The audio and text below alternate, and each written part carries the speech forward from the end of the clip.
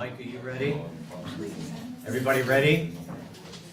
Okay, welcome to the Essex Junction Trustees meeting. Please join us for the Pledge of Allegiance. I pledge allegiance to the flag of the United States of America and to the republic for which it stands, one nation, under God, indivisible, with liberty and justice for all. Welcome, everybody, and if you haven't signed in, please do so. First order of business. Evan, do we have some agenda changes or additions? We have two documents to add to the agenda. I have some comments for item 5F that I'd like to add to the request to amend sidewalk policy. Okay. That was placed at the settings for the trustees. Mhm. And then the second one is adding 8B, is an executive session. Okay. We're actually going to have two tonight, one in real estate, one in personnel. Okay, thank you. Do I hear a motion to amend the agenda? So moved. Second? All in favor? Aye. Opposed? Great, thanks. First order of business after that is public to be heard. Anyone in the public have something to say, comment, question about something that's not on the agenda tonight? All right. Next up, we have an interview with Kathy Shearer. Come on up, Kathy, for the Bike Walk Advisory Committee. Sure. Good to see you. Thank you. Should I sit here? Yes, please.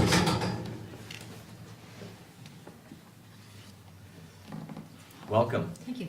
So what sparked your interest? Raj reached out to me Okay. to ask me if I was interested.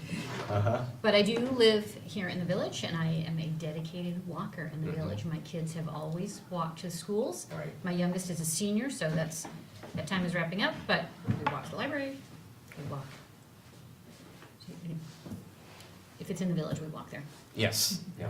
How's the walking these days? It's slowed down a little bit, but in terms of the In sidewalks. terms of the sidewalks. Yeah. And that's another piece of my interest in this is I'm a physical therapist by training, and I certainly am invested in people getting out to walk. Right. And that's my clinical area of interest is older adults, and one of the things I hear most often from them, how difficult it is this time of year to get out, which I appreciate.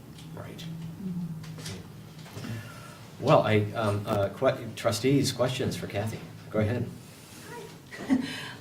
So what are your thoughts about what the bike walk committee, do you have particular interest in certain areas of the village that need improvement, or what are some thoughts that the committee might pursue? I'm familiar with how they received the bike friendly community award, and I'm not sure if there's a similar award for walkable communities, and I think that would be something that we should be interested in. I think, I'm interested in some of the blinking lights and I know they've talked about it, and I didn't walk by to see if it's already there across from ADL, but it'd be crazy if they didn't have one there already. What I'm particularly interested in is ways that we can encourage kids to continue to walk to school. I worry about obesity, and I think it's too easy to drop your kids off when there's so much to be learned physically, emotionally from walking to school. So what I'm really interested in is keeping the downtown village piece very walkable for kids going to school. I like the walking school bus that Summit does one day a week, where you can drop your kids off at the town offices and they can walk up. And so I would like to see us pursuing more activities like that from a walking standpoint. From a biking standpoint, Raj was telling me about how a few years ago they had worked with the tech center about designing interesting bike racks, when that has sort of fallen off, but I would like to try and get that. I would be interested in that moving forward again if it was possible. I don't know all the details of it, obviously. And this summer we were at a town in the Maritimes, and they had all of those very interesting bike racks, or they had a series of very interesting bike racks. I was like, this is what we should be doing. Awesome. I don't have any questions. I am just really excited because I know how much you walk and I know your background. To have someone on the bike walk committee finally who is a walker. We have bikers, which is great, and it helps all pedestrians, but to have that walking focus, so I appreciate you stepping up. I think you'll certainly add a much needed perspective onto the committee. So thank you for applying. Yeah. We've been so pleased with everything that they've achieved. They've really been self-sustaining and done so much, and boy, for not much investment on our part, they've really done a lot for the village, so really appreciate it. And you stepping forward, Kathy. Really appreciate it. Do you have any questions for us? Didn't come, nothing in particular, or? Not in particular.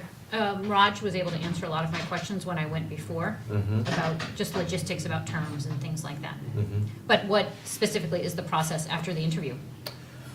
Well, I guess we, we normally, we kind of go back and forth on this. Most of the time, we used to in the past have interviews done in executive session, they come out of an executive session and announce the decision.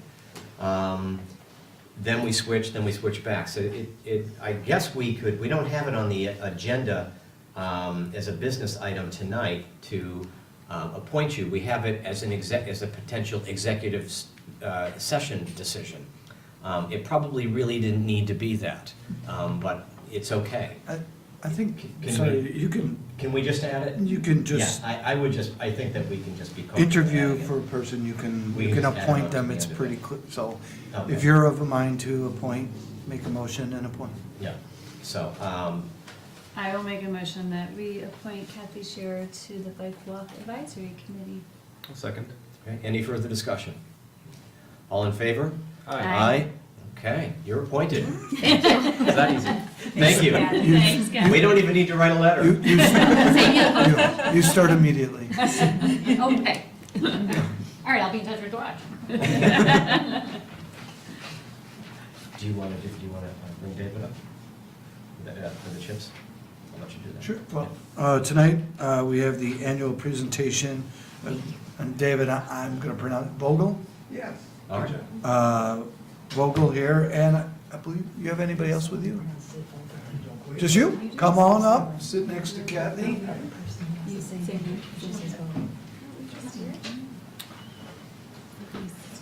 For the audience at home, Chips is a tenant in the upstairs of 2 Lincoln.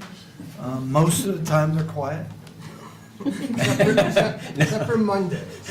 Mondays are when we have the tweens, and we have a whole bunch of them, and it gets a little loud at times. It's the point, most of the time, you're quiet. Even when they make noise, it's a good noise. It's a good noise, it's a welcome Generally noise. happy kids. Yeah. David, maybe just for the folks on Channel 17 and for those who aren't familiar, if you could just, I'm guessing you have a lot to say, but maybe you could just explain what CHIPS is and do generally what you do. Sure. Essex CHIPS is a youth agency, a very small youth agency that's been serving the community for a long time, decades, not under the same name. There are prior versions of the name that go back 30 years, but Essex CHIPS has a mission to support, inspire, engage, and empower young people, and with a firm belief that engaged and empowered young people are good for the community, and they're more likely to come back and be productive members of the community once they leave school. We do a variety of programming that includes after-school programs for teens and tweens. Tonight we have our Above the Influence high school group, which has grown from about 8 to 10 people last year to about 18 this year. And they get together to talk about issues impacting teens, but also to plan out community service projects and projects to educate their peers and adults about issues that are important. We also are operating a program in the summer called the Adventure Orientation Program for 8th graders who are graduating to high school, and it helps them, it's a backpacking trip for 4 days on the long trail that helps them gain confidence and resilience that is going to be helpful once they reach the 9th grade.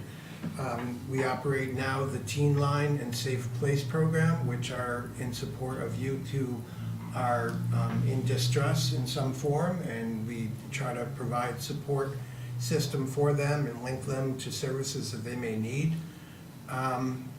We are also running the mentoring program in the school called Friendships. And whoever is not yet a mentor, we still need a couple more to finish off our goal for this year, which is 25 mentoring relationships, and I believe we are just hitting 23, and we could use a couple more. The agency has coming up in January our Birdie Bash, which is the second annual Vermont Birdie Bash. There we go, and with a bunch of happy bashers on the cover of the poster there. It'll be at the ADL school on the 27th, and it's just family-friendly badminton according to some quirky rules that provides a lot of trophies to people who win and to people who try. So everyone leaves pretty much a happy camper.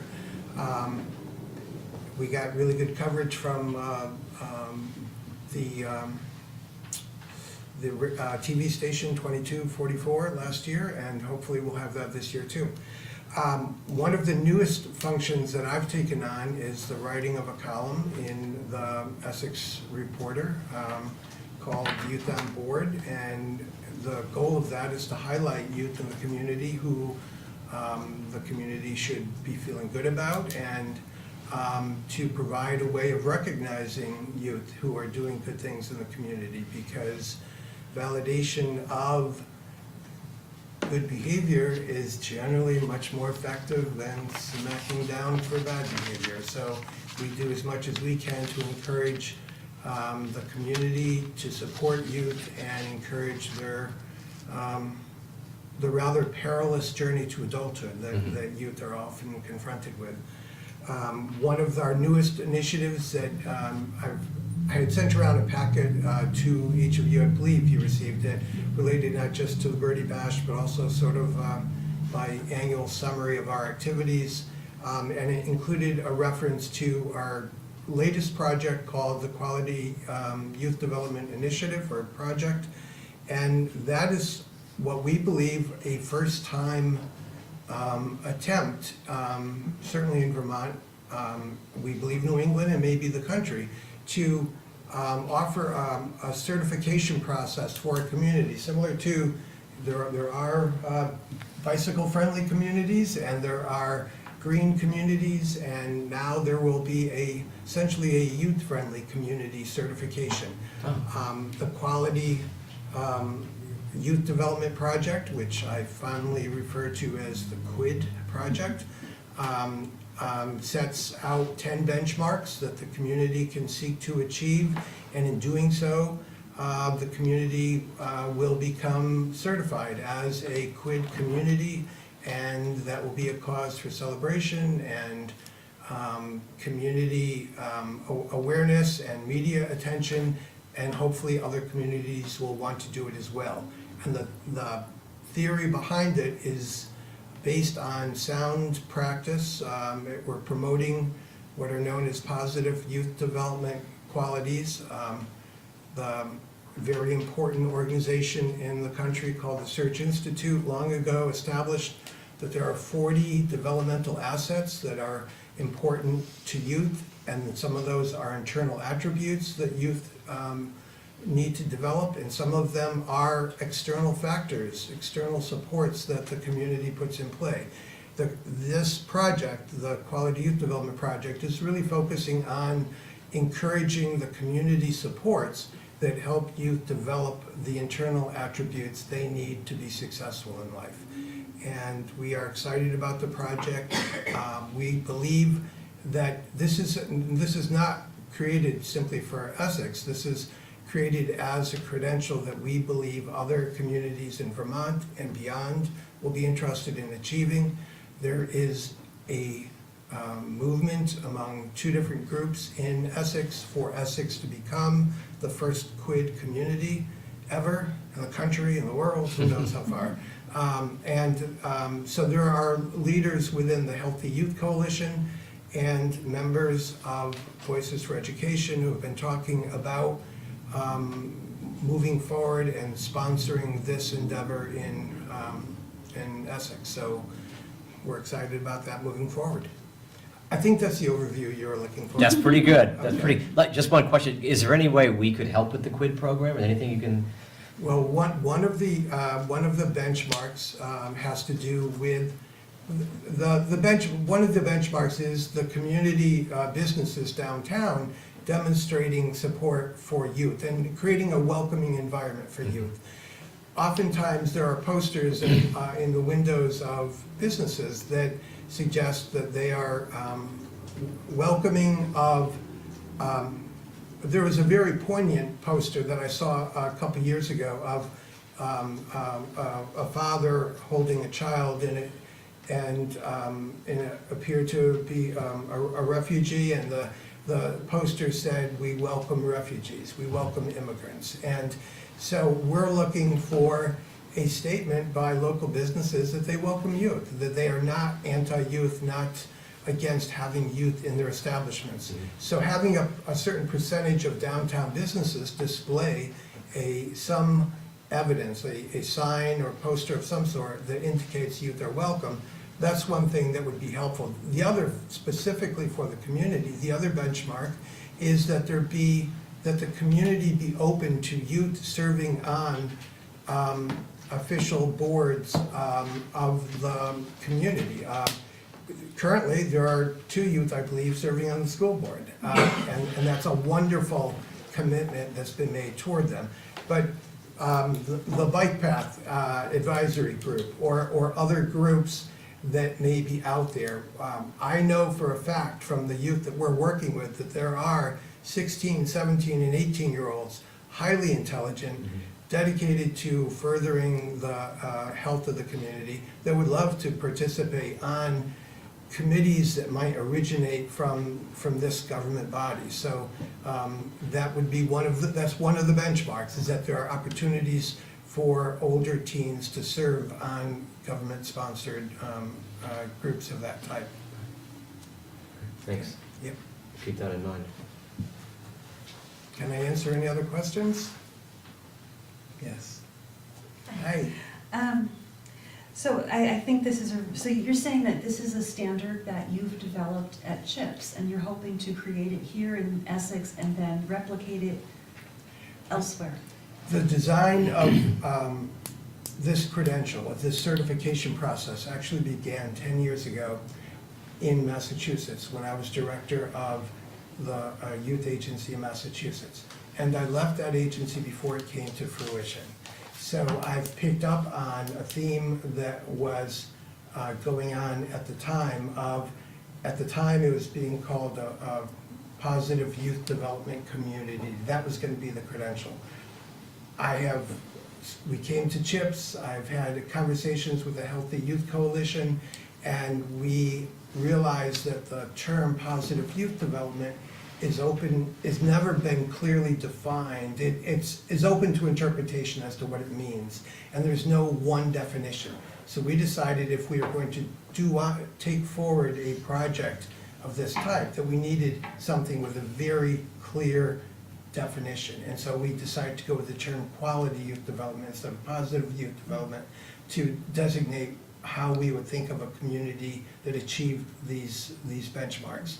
And so we created the benchmarks and a process by which there's a 40-page manual that describes it, but we didn't do it specifically for Essex. We did it as a way to promote positive youth development in communities in Vermont. Our hope would be that Essex would be the first community to take it on and achieve this. But there are other communities who have also expressed interest. So we're hoping it goes forward within the next few months, but we believe that this is a credential that's valid not just for this community, but Rutland and Burlington and St. Johnsbury, but also Massachusetts, Connecticut, and beyond. So are you working with any national accredited institutions? You say credential, so I'm automatically thinking that there's an institution behind it that offers a credential. We have just incorporated Quality Youth Development Corporation, which will be the credentialing authority, that it will be the authority that issues the credential and manages the project going forward. We have statements from several youth organizations in the state that are supportive of this project. We have some funding from the AmeriCorps program to support the project. So we have supports that come in a variety of ways. There was no prior institutional body that was offering this certification process. We have created a body for that purpose, and there, in fact, is a credentialing committee that is comprised of 3 professionals, none of whom are in Vermont, so that our process in Vermont can be objective and have no one say that Essex has stacked the deck in their favor or something. So we have an independent credentialing committee that will run this process. Now, you said you had a manual for it. Would you be willing to share that with us? when you're done? Absolutely, I can forward it to Tammy, or however you want me to get it around. I have like one more question. Okay. I'm not familiar, forgive me if I don't know the answer to this, but Okay. is CHIPS strictly an Essex Junction Village program? Like, you serve students from all throughout Essex, and do you also serve students outside of Essex? Westford is specifically, or had previously been specifically identified as Essex, the village, the town, and Westford. Okay. And so right now, there is this sense of that being our core communities that we serve. Okay. However, our reach has always gone beyond these core communities. We have a state contract to provide technical assistance to tobacco prevention programs in school districts across the state. We are offering a series of teen mental health first aid training that has been taken advantage of by parties outside of the immediate region. So we see our role as we are deepening and broadening our impact on youth. And so that means that some of our work is now going beyond the immediate communities. So would this QUID project be for the entire EWSD school district? So Voices for Education, this hasn't come to the full Voices for Education, and I'm probably, I'm on TV now, and I'm so forgive me, everyone. But there have been conversations with some folks, and so I believe that there will be a suggestion, and that a credentialing of this community would be defining the community as the school district. Okay. And that is, that's acknowledged within the manual, that a community can be a neighborhood, a village, a town, a city, or a broader region that is defined in a certain way. Okay. Well, it's ambitious and exciting. It is exciting. Yeah. Thanks. Other questions? No, I'm good, thank you. I'm all set, thank you. How is the space working? Is it good? Are we, The space is terrific.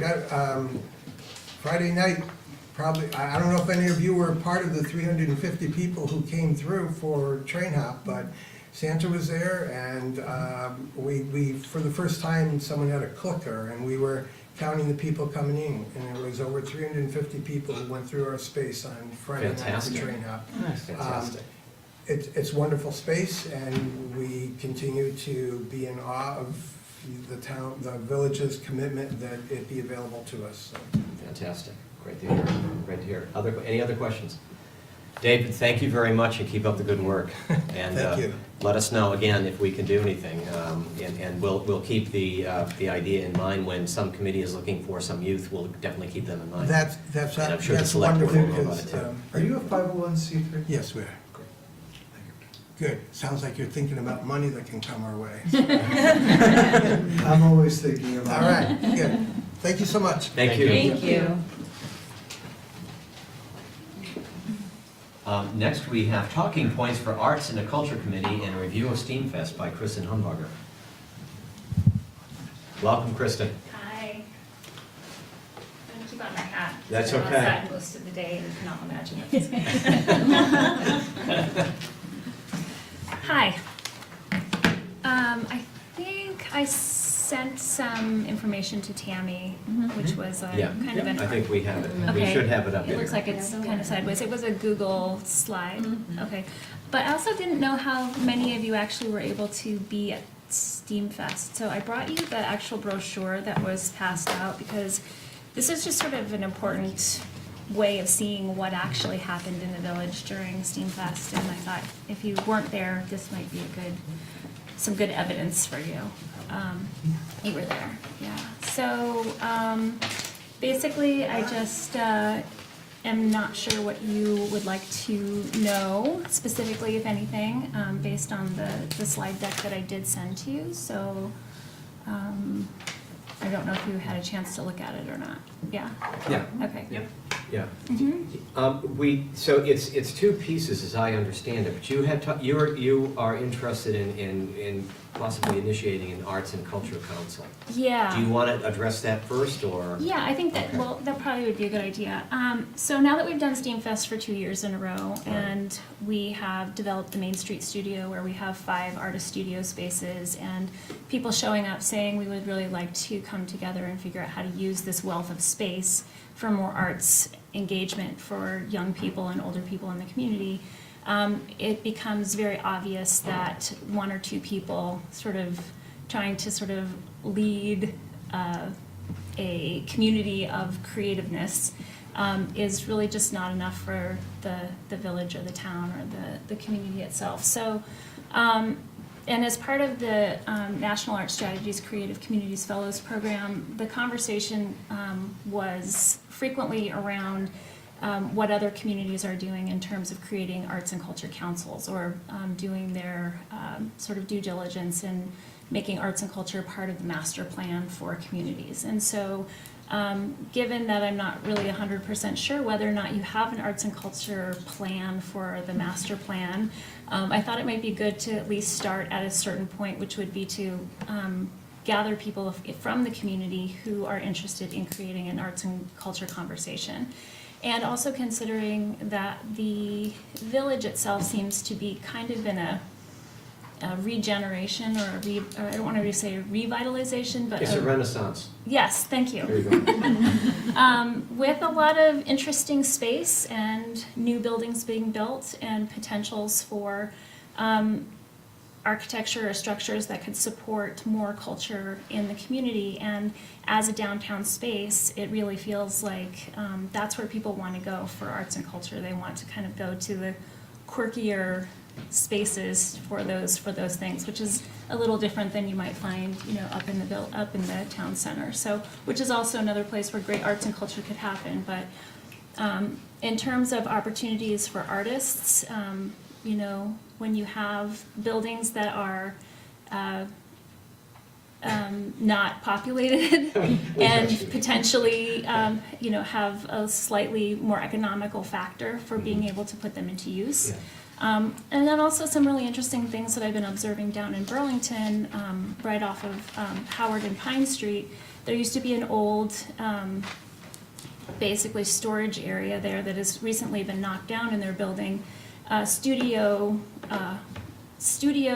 that are also housing. So it's artist housing, and which incorporate a studio. And it's exactly that kind of thinking that allows for a community to create a more vibrant arts and culture community. Is the city is doing that, the city government? I'm not sure if it's the city. I know that it's actually Unsworth Properties. I looked on, I took a picture of the thing that was happening there. I was like, oh, that's very interesting.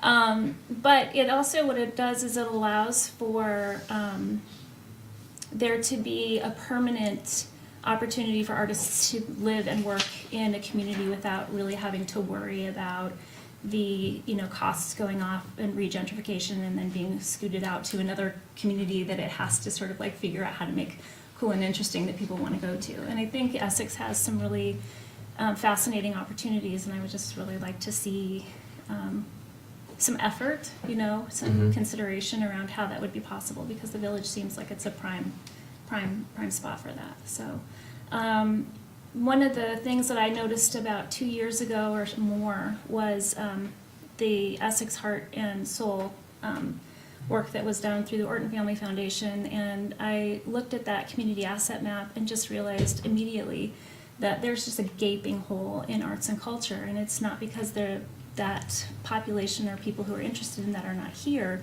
It's just that they haven't been resourced. They haven't sort of really been accessed or talked to or pulled together in a way that allows for that conversation to come to the table. So I think that if the village and the town really thought about arts and culture being part of the future and the longevity of what you're building out, now would be a kind of prime time to do a community asset map for arts and culture in the town and the village.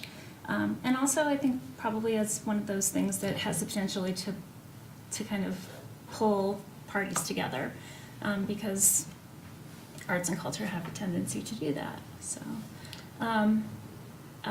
but also, as to what David Vogel was just saying, we are actually we have a student who is doing an internship with us through the high school. And one of the things that we've asked her to do is to put a survey into the high school to query what are the kinds of things that they would like to see available in the community. What would kids like to see in terms of development for arts and music and culture? Because that Essex High School is a remarkably interesting place. They have amazing, really professional people working in their theater department, in their music department. It's phenomenal, and to really be able to pull those students out, or to pull those people out into the community a little bit more, maybe even by utilizing the upstairs, the teen center for, like a slam poetry for high schoolers, or a regular ongoing music series, which we hear all the time. We would love to be able to have music in the community without having to go to a bar. Mm-hmm. And so I'm hearing all of these kinds of things that are very suggestive that this community is ripe and would prefer really not to go into Burlington, although there are great things in Burlington. If there were things here, that they would definitely be coming out to participate in arts and cultural opportunities here. And I'd like to even think about expanding the idea of arts and culture to sort of becoming more familiar and aware of what the new American population brings in terms of arts and culture. And we have just really fascinating things that are happening that if we pay attention to them and work with them, not them as new Americans, but them as opportunities, then I think Essex is kind of like situated in this really interesting way and place, and just because of the geography of it, and because of the history, and as being a sort of innovative center, that there's an opportunity to really bolster this, if that's what the municipalities want to do. Sorry to dominate Yeah, the go question. for it. So, thank you, Kristen, for volunteering to be a part of our committee for the submitted grant for the, what was it called, animating infrastructure Right. grant that we've submitted to the Arts Council for a mural on the side of the McClure building. So Yep. Kristen is going to be one of our esteemed committee members to work on that, should we be lucky enough to proceed and hopefully make the grant application and be chosen, and then be able to install our first work of public art in the community. It'll be really exciting.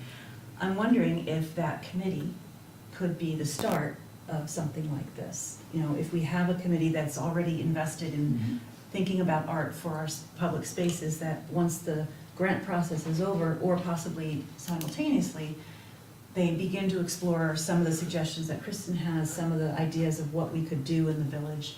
And I would love to expand it to the town. I think that we have, 35 square miles, we have plenty of opportunity for art all throughout the community. So I know that you had also suggested in your document a $10,000 budget, and I know that it is budget season, and we'll certainly take that into consideration, but Oh yeah, That's up I in the kind of air. threw something out there, like you'll get about 200 hours worth of work for community asset mapping if you were to sort of earmark something Sure. like that. And also because grants oftentimes want to have a municipal match. Right. And Yes. so if you Yes. have that money already, then we can apply for grants that would allow right. the knowing that would come through. I'm always kind of like, oh, how do we do this sort of Right. one step ahead instead of one step behind? It would be so. pretty cool if we could put our heads together with that committee, and anyone else who's interested, if the board is willing to charge it to exist, and we could begin exploring. I think that's a great idea, and thank you for bringing it to us. Absolutely. I know about, a long time ago, Pat and I talked one time, Pat, the prior manager, and he always talked about Mystic, Connecticut, and their amazing arts council down there, and what it's really done for that community. So I echo, Elaine's comments. If it's something that this committee can kind of talk about it and see where it goes. I think it's a great idea. So the idea would be the committee you're working with now, we would just charge them, sort of more formalize them into, dub them the Arts Council. Well, yeah, I guess so. I mean, we'd certainly have to gauge their interest, but since we already have found a group of people who are willing to talk about an art project in the village, if they'd be willing to continue that as a more formal process. And really, we'd have to do some research about Yeah. what our capabilities are and what our Mhm. resources are, Yeah. just like you said. Well, and there are other people who I've talked to as well, just to say, hey, if this were to come about, would you be interested? And I mean, there are, people who are, like, Andy Colvos, I don't know if you're Oh, aware yeah. of him, he's the new executive director, he's been working there for a long time for the Vermont Folk Life Center, he lives right here in Essex. He's an executive director. Yeah, he's doing an interim position for them, I think for a year. And a few other people who have, piped up, and there are some really fascinating and creative people who live right here locally, and Yeah. I really feel like if there were opportunities for them to kind of, put their work into the community, they would really like to be able to do it. But right now, it's just leaking out into other communities because there's no home for that here in this one. So. Yeah, I think it makes sense, and if my understanding is correct, in Brattleboro, there is an artist's residence community that already exists, which may have started in partnership with the local housing trust, the Wyndham and Windsor Housing Trust down there. Yeah. So it's just an example of how a committee could not only help with an arts and cultural district, but then just so much more than what my preconceived notions were coming into it.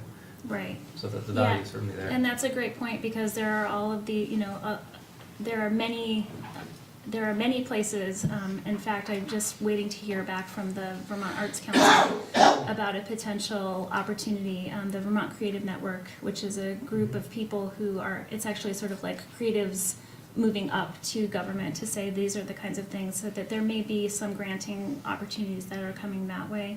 The Northeast Kingdom got a USDA grant to do some work up there, and that's kind of related to this, what we're waiting to hear back from the Arts Council. I was recently in conversation with Jim Lockfield,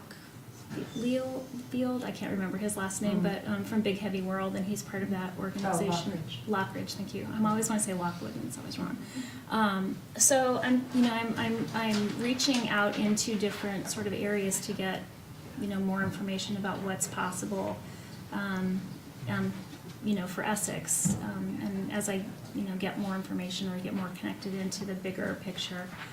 But there are communities all over the place that are really great models that are demonstrating that these things are. And also, that just goes to show you that when you're starting to think about infrastructure and building new buildings, considering what you want to put in those buildings, that actually keeps a community engaged versus just living in your community. So. So I could make a suggestion, if the board is of a mind, I think maybe some next steps is creation of a mission statement, some board structure. If it's going to be a board, a committee of the village or separate, either way, who's gonna get appointed, if there's gonna be appointments, et cetera, some things like that, and come back with that, and it sounds like there's support for its creation. Okay. But maybe a few more details and. Yeah. And I think if we're talking about some funding, I'm guessing it's economic development, where does this come out of? If on budget day, if we're gonna start, because if we wanna put some money aside for this effort, then what department? That would is it? probably It's be- economic development, so I think that's what you need to keep in mind on budget day. We probably won't have everything lined up in a very clear path, but if we anticipate that we're gonna make a commitment to this, then we probably put the resources aside for it. We'll just have to keep that in mind. Do you want to talk about Steamfest? Are you good, or? Yeah, I did make an ask for Steamfest for next year as well. Yeah. I don't know if you wanted to just sort of look over that, or if you need more information from me, or if you want more. What did we do last year, 5,000? 4. 4. Yeah. We learned a lot in this last year. We had to do a lot. We ended up doing quite a lot of juggling. for multiple reasons, but the biggest one was the weather. Yeah, but we, you know, all along the way, we planned a really magical experience, and it was about 3/4 the magic that we planned. Yeah.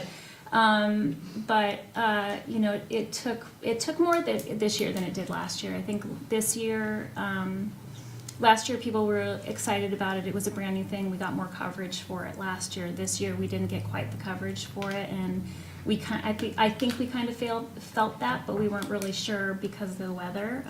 People who did show up again were just like singing the praises of it and how, you know, this is exactly what we need, more of in the community and more for the kids and more for everything. And what things that we were really proud of that we were able to do this year was not, we paid artists to actually do free make and takes for people at, during the Friday night event and also during Saturday. We were able to hire a local new agency that works part-time in the Essex hub to do some social media marketing for us. We were able to rent equipment that ultimately we didn't end up being able to use because of the weather, but we were able to pay for the kind of more bigger and exciting things that will pull more people out and be more magical. So, you know, it's always a matter of, you know, crossing our fingers. Yeah. We may make some logistical changes this year. Instead of doing it Friday night and Saturday, we may just do all day Saturday and Saturday night, just so that it's a little bit more compact, because one of the things that we recognize is that people don't necessarily understand that it's one event. But also what we realized this year is that people came on Friday night and then expected to go back to those same places on Saturday, and those were all closed. And so I think if we're a little bit smarter about the way we plan the event, I mean, it's great that it can be a 2-day event, but also I think, you know, trying to be a little bit more logistically sound in the way that we do it so people have a full experience might be better. But all of those things, you know, end up with additional time and additional costs and all of that. We actually hired someone to do the maps this year, which was fantastic. She did a great job, and we got feedback on those, and so there's tweaks on that. But did everybody get one? Was everybody Yes. see? Okay. So this year we were just asking for the opportunity to have $6,000, a couple more thousand to play around with, just to make it a little easier on all of us. And, but obviously that's an ask. Okay. So, yeah. I just to tell you that, I mean, we had big sponsors this year. Remarkably, we had Dealer.com sponsored the whole artist market, which was amazing.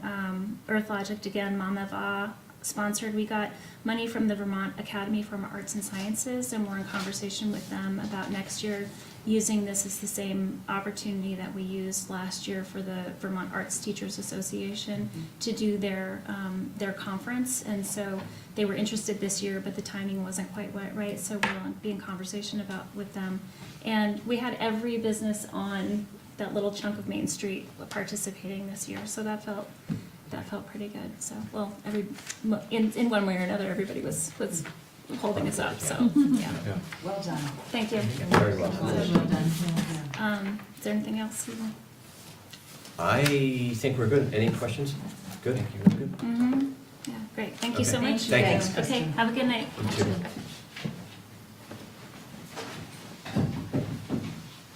So we are, coming up next is EJRP accreditation process with Kirsten Santor, Program Director. Hi, Kirsten.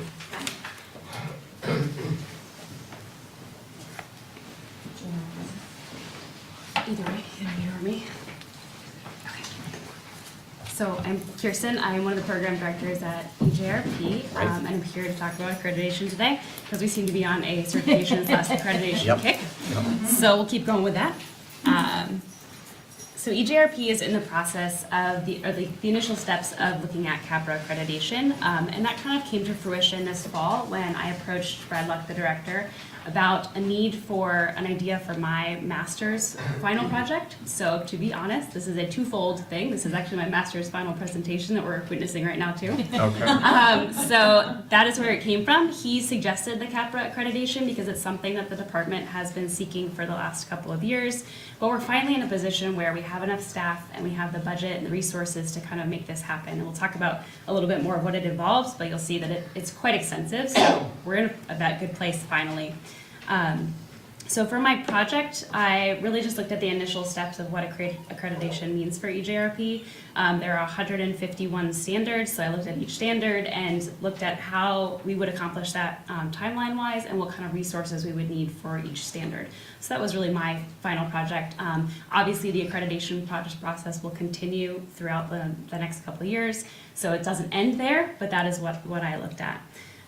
So we're presenting this today as an initial informational session because we will have to come and get some things approved as we go through the process. There are a couple of different processes that we have with the standards that will need board approval. So you will see us again, but this will be the initial overview of what to expect. So what is CAPRA? That's the first question, right? Yep. So CAPRA is the Commission for Accreditation of Park and Recreation Agencies. Like I said, it has 151 standards for national accreditation. Out of those standards, we only need to meet 140. There are 37 that are fundamental, that are absolutely required, and then 114 that are non-fundamental. And ideally, you try to meet all of them, but you can miss you can only need 103 out of the 114, so you can miss some, but we are shooting for all of them. These standards are created by a board of about 15 people. That's who run them at this point, but it's been a multi-year process. They're constantly in review. They've been updated a number of times. So it was created by professionals across the nation in different parks and recreation agencies, and they even have a military branch now as well. So they're accrediting all types of agencies, not just municipal, and they really know their stuff on that. It is a 5-year accreditation cycle, so once we go through it this first time, then we'll be looking to get reaccredited every 5 years roughly. However, there is also an annual report that we'll have to submit, so that's really the in-between years, that's what we'll be looking at. So I wanted to provide, hopefully everybody can see this, an example of some standards. So the standards are pretty varied in how they are presented. So some of them are going to be pretty simple for us to come up with. We have a mission statement. So this is one of them, is the mission itself. So just the standard would be, there's an established mission, the suggested evidence, they give examples of what you should provide the mission statement, very obvious. So some of them are really easy, but in general, they are kind of varied in how they present. So for example, this is another one that's a little bit more complicated. Outreach to underdeserved populations and diverse populations. So in that case, as you can see in the suggested evidence, it requires that you identify those populations, describe the barriers, what kind of participation limits might exist, and then what you're doing to overcome some of those barriers and how you're going to serve people in a better way. Really, these standards are designed to create best practices within an organization. So nothing is out there to make us miserable in our process, but they will hopefully help us determine how we can be better overall. As I said, some of the standards are going to be a little bit more difficult to meet than others, which is why I created that timeline so that we can look at, okay, some of these we need to address right away because they're going to take the most amount of time, and some of them we can hold off on and wait for a little while as well. So let's look at why EJRP wants to be accredited. As I've talked about already, it does help us with our processes and make that a little bit more straightforward and just a better formalization of that. Improved efficiency and effectiveness overall for how we're presenting everything program-wise to our patrons, to our community, for our employees. This really should be something that's seen across the board, less so in the community. We'll really feel it as employees having to adhere to these standards, but the long and short should be that the community sees a great deal of benefit from the processes that we're creating. And we have an opportunity to be a leader in the Vermont recreation community. So interestingly, there are 174 accredited agencies right now in the nation, and only one of those is in Vermont. So we have an opportunity to be pretty close to the top. I think there are a couple other departments in the state looking at accreditation right now, so if not the second, we'll be close to that. So that's really neat, and it's a huge prideful thing for our community to get that accreditation. So we're looking forward to that. But it is not just about documenting these things. We really have to live up to the standards that we set. So that's going to be the tough part, is then implementing and making sure that we're adhering to them. The accreditation process is a 5-step thing. So the first is the preliminary application, which is pretty self-explanatory. The department self-assessment is the part that gets more into the weeds of things. So that's really what we're in the process of right now, which is looking at each standard and saying, how are we going to meet that? So that's what they mean when they say self-assessment. So we then have to provide documentation on every single standard that they're putting forward. Obviously, that's going to be a little bit time-consuming. So this is the process that takes over a year in a lot of cases. So again, we just started that. We're looking to hopefully wrap it up by the fall of next year, and then get into the actual on-site visitation, which is the next step, hopefully in January to May of 2020, sometime within that window. And then accreditation ideally will follow. We'll see. So that's where we're headed with that. And once you are in the accreditation process, there's obviously the option to get accredited. Hopefully they will grant that. You can be accredited with conditions that you might have to meet. They could defer a decision, or they could deny accreditation. So if they defer a decision or accredit with conditions, there are some things that you'll have to improve upon and not apply, but meet those and then move on. But hopefully we won't get into that point. We'll just meet them all. That's the idea, right? And then finally, the annual report in between the years of accreditation and reaccreditation. So let's talk about budget implications, because I know that's what you guys really care about. No, we care about more than that. We do. So the biggest thing is the upfront cost, which would be the review fee and then the on-site visitation, because you have to pay for the visitors' lodging and meals and transportation. So we're looking at $1,000 for the review fee, $5,000 roughly for all of the visiting fees. Those are budgeted to come out of the fund balance, out of our program fund, so that it has already been submitted, and you should see that in the budget. Again, that's a one-time expense until we get reaccredited in 5 years, so it's a once every 5 years expense, I guess. And then the $240 is the annual report fee that we'll have to cover, which is not too bad. So I talked a little about the timeline, but right now we have not actually submitted our application yet, because once you do that, the clock starts ticking. So we're trying to be a little bit strategic about getting some of the standards and some of the review work under our belt before we go ahead and do that. But like I said, we're already working on the standards. That can happen anytime. There's a small committee of us meeting roughly every 2 weeks to specifically work on certain standards, but it is going to be not only a community-wide project that will pull in a lot of different pieces, but certainly within our department, that's what we'll see the most amount of work in creating policies and forms and all different kinds of things. So it'll be a lot of work for us, but we're excited about it. And then we're looking for the visitation January through May 2020, sometime around there. It'll be 3 people that come in for about 3 days to actually make sure that we're doing the standards that we've said that we have met. And then again, after that, we'll hopefully get accredited. It should be a pretty quick thing. So 2020, summer at the latest. So that's our timeline, and we'll be working hard until then. Any questions? Someone else. You just keep going. Keep going. You got it.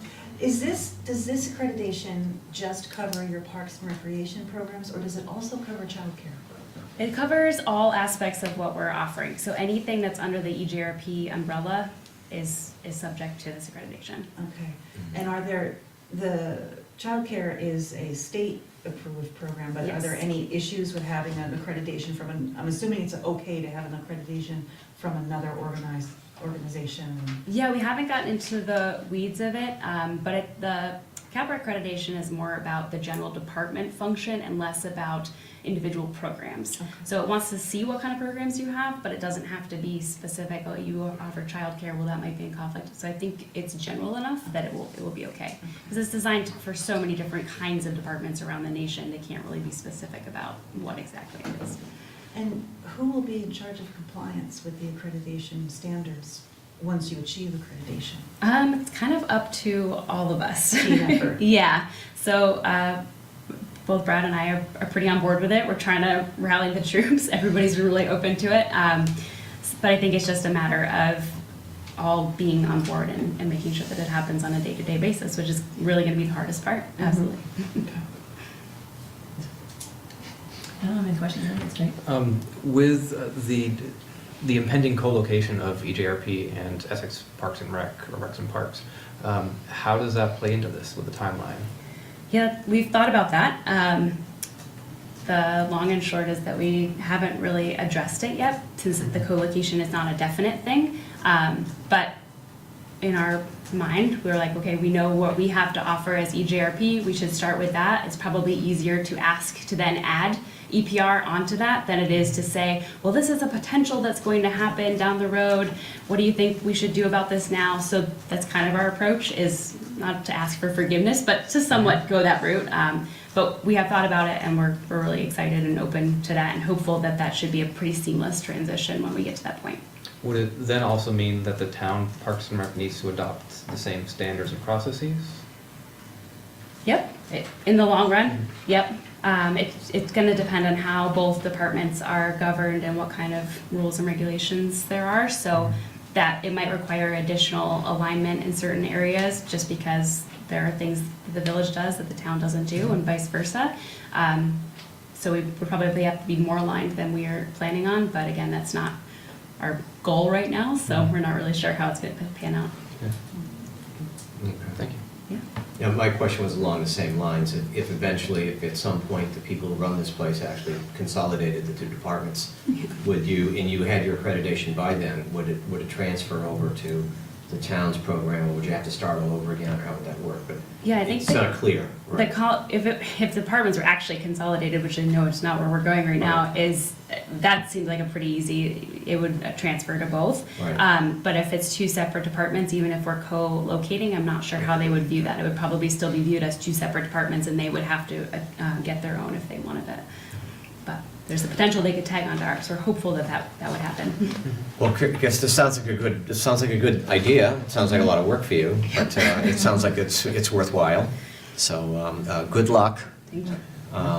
Brad, anything you want to add about it, or did she cover all the bases? She covered me.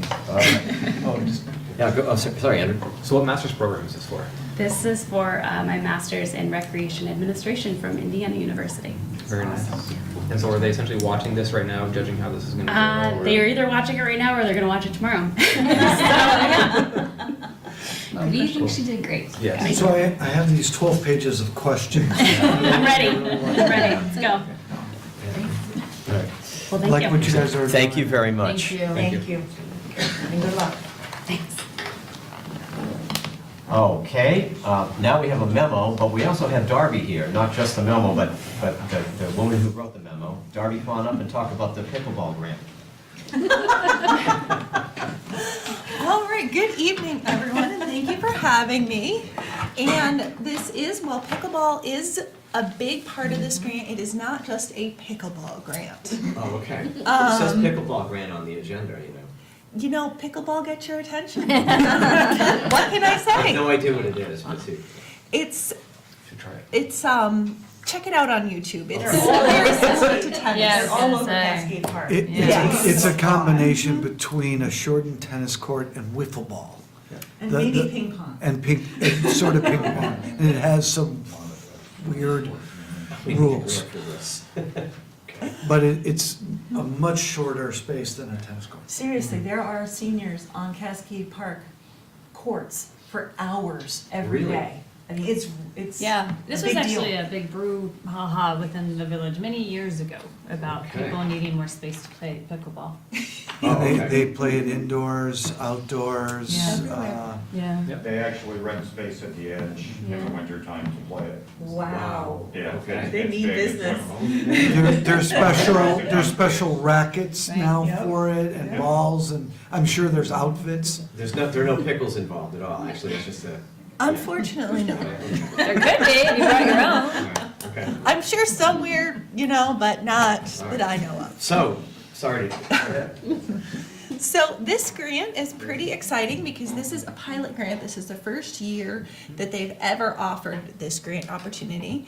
And it's an outdoor recreation grant for communities to enhance their outdoor recreation assets. So we decided, I met with Harlan, Kirsten, as well as some pickleball players.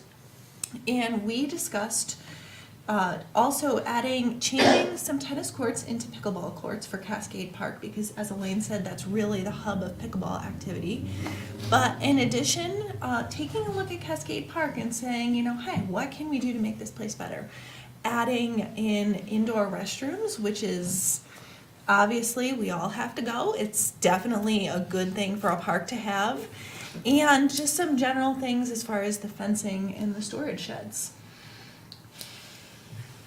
And this grant is a fairly large one. It goes up to $100,000. We are asking for the full amount. And the remaining project cost for around $46,000 will come from the EGRP capital plan. And we're hoping to bring that down even a little bit more by using some volunteer labor by Little League volunteers and also the pickleball volunteers. Let's assume, my one question is, let's assume this isn't gonna happen, let's assume you don't get the grant, but so the 46K was still gonna be spent by the rec capital, the rec program still has the money put aside for renovation of the park for some other purpose, or? I'm gonna defer to Harlan. Okay. So there is a total of $23,000 that is absolutely committed to Cascade Park for this coming season. Okay. And then there's an additional $23,000 that is pending at the moment due to whether or not the grant is approved, whether or not we're able to apply for another grant if it's not approved this year. Okay. Ideally, the project we feel is sound for the whole community, for not only pickleball, who brought this to our attention, but for Little League. We actually have a teacher that brings his students to Cascade for school projects. Okay. We have local preschools that are using Cascade Park. And we've actually started to utilize Cascade Park for some of our programming. As you know, Maple Street is very busy throughout the summer, Yeah. and our programs continue to grow. So the bathrooms, the benches, the amenities that we're discussing, I think in the long run, we're going to get to that point, but with this grant possibility now, we are looking to pump it up and move it quickly. Okay, thank you. Yeah. That was essentially gonna be my question, is that, was this a part of a broader or a longer term plan that essentially helps to expedite it, which in essence may make it cost less? We now? have massive plans for our parks. Of course. There are so many improvements that we would love to do for the community, and obviously, we all work within a budget. But yes, Cascade Park has always been on our radar to improve for the community, bathrooms probably being one of the biggest ones. For the amount that park is used, having that one porta pot that we put down there every summer is a little rough for them. From those of us who have been in Little League, Todd, yes, we can. Yes. One more, or a bathroom facility would be great. Yeah. So, yeah, One other- and the storage also is a combination it's something that Little League needs and some of the other events that are going on. And then lastly, who is the grant through? I see Vermont Outdoor Recreation, what department, where? It's actually the state of Vermont, I think they're state of Vermont Recreation, which is the forest and parks end of the state of Vermont. Lori, can you actually help me? with that department? Elaine can. Elaine can. So this is the VOREC, Vermont Outdoor Recreation Economic Collaborative, and they have, that's through Fish and Wildlife and Tourism and Marketing. Okay. And so there's a task force formed by the governor to assess Vermont recreation amenities, and then the next step was to offer grants. So, and now that we've said that, it occurred to me as I was reading this memo, I can't vote on this. Okay. Okay. I have a question. Yeah. This is great. I love that you're trying to get this grant. And I apologize, this is gonna be a question for Harlan, is this okay? Is there any possibility of requesting additional money to fix the bathrooms at Maple Street Park at the same time? And so when you say fix the bathrooms at Maple They're Street Park. just really bad. I mean, I hear a lot of complaints from people. In fact, many say that the porta potty at Cascade is sometimes better than the bathrooms at Maple Street Park. That is new information for me, Okay, actually. okay. I apologize then. I So let's- agree that the original colors that we had picked out, which are a little bright, do not hide dirt very well, and I find some very interesting ways that our bathroom have been used, which Yeah. have marked them up a little bit.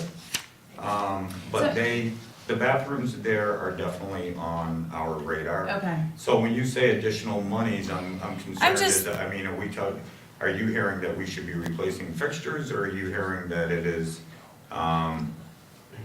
just not the most pleasant experience A that they've little had? bit of both. Okay. And I apologize, I just assumed that you had been hearing the same thing, so I I apologize have for doing not. this here. So This we is- can chat after. I would love to. Okay. Yep. And one more thing I'd Yes. like to add too Yes. about the grant. This was kind of an exciting grant for another reason, because this is the first time that we've really had a partnership with ETRP and the village office on a grant. So Oh, that's I great. think that was pretty cool. That is very good. Great. That's very good, yeah. And Darby, we appreciate all the effort you're putting into all you're just like a grant machine, so we appreciate it. Other questions? Did you want to? Yeah, I will make a motion that I'm sorry, did you have a question? You sure? I will make a motion that the trustees authorize staff to submit the Vermont Outdoor Recreation Collaborative Community Grant. I'll second. Any further discussion? All in favor? Aye. Aye. And Abstain. 3 ayes and 1 abstention. Or recuse. Am I abstaining or recusing? I think you're good. Nick, you I should. think it's recusing, Okay. yeah. Okay. Either way, it's approved. Not voting. Thank you, Darby. Thank you. Thanks. Darby. Thanks, Harlan, too. We're not on to, I think, do you want to take this one, request to amend the sidewalk policy issue?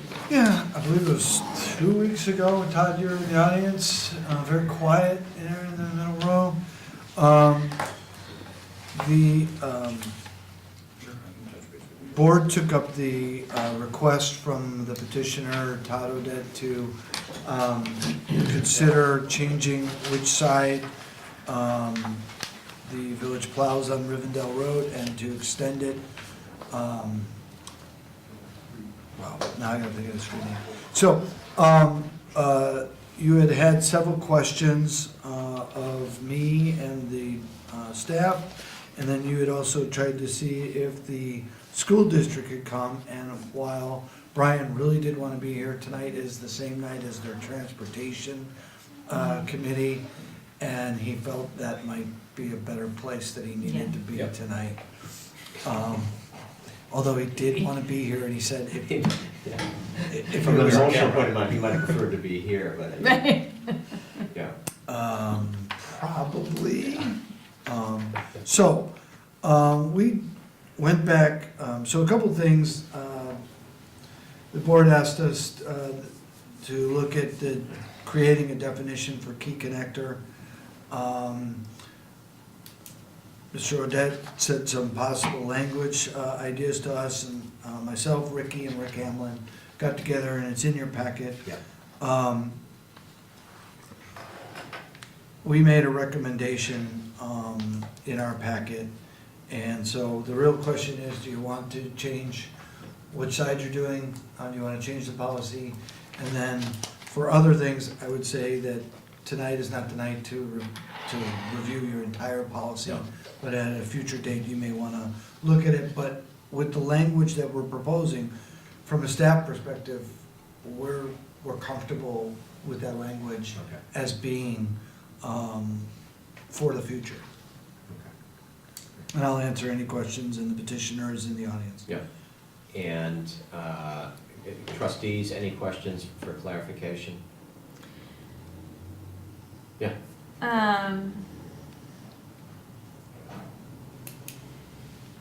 Can you talk more about the recommendation B, specifically the second part? We recommend adapting the proposed change, so that's the policy, okay, Yep. we're gonna do that later. I'm sorry, I just.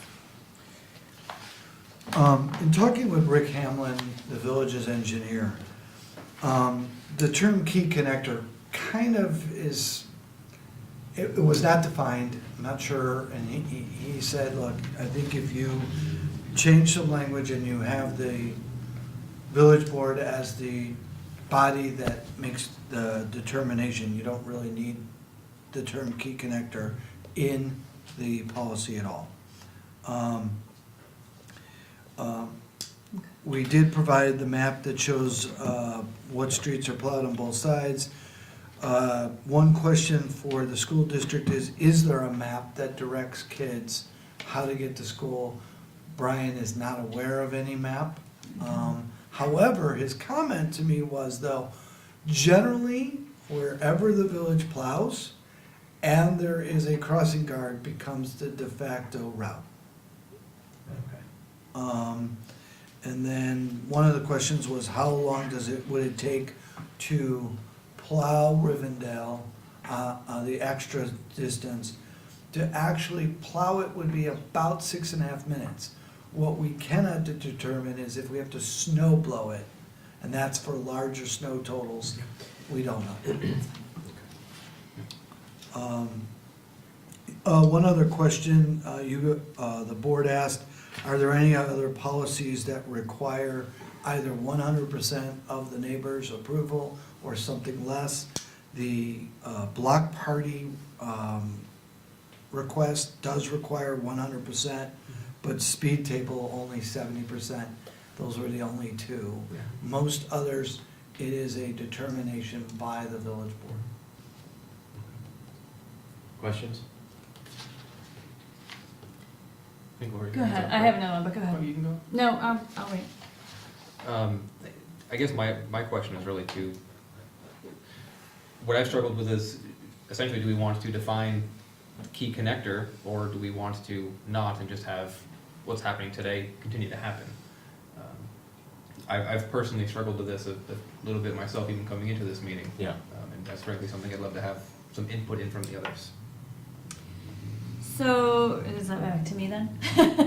That's just what's going through my head and where I've been Okay, at. so I will ask my question. On the recommendation A, it says we currently do not plow both sides of Brickyard Road.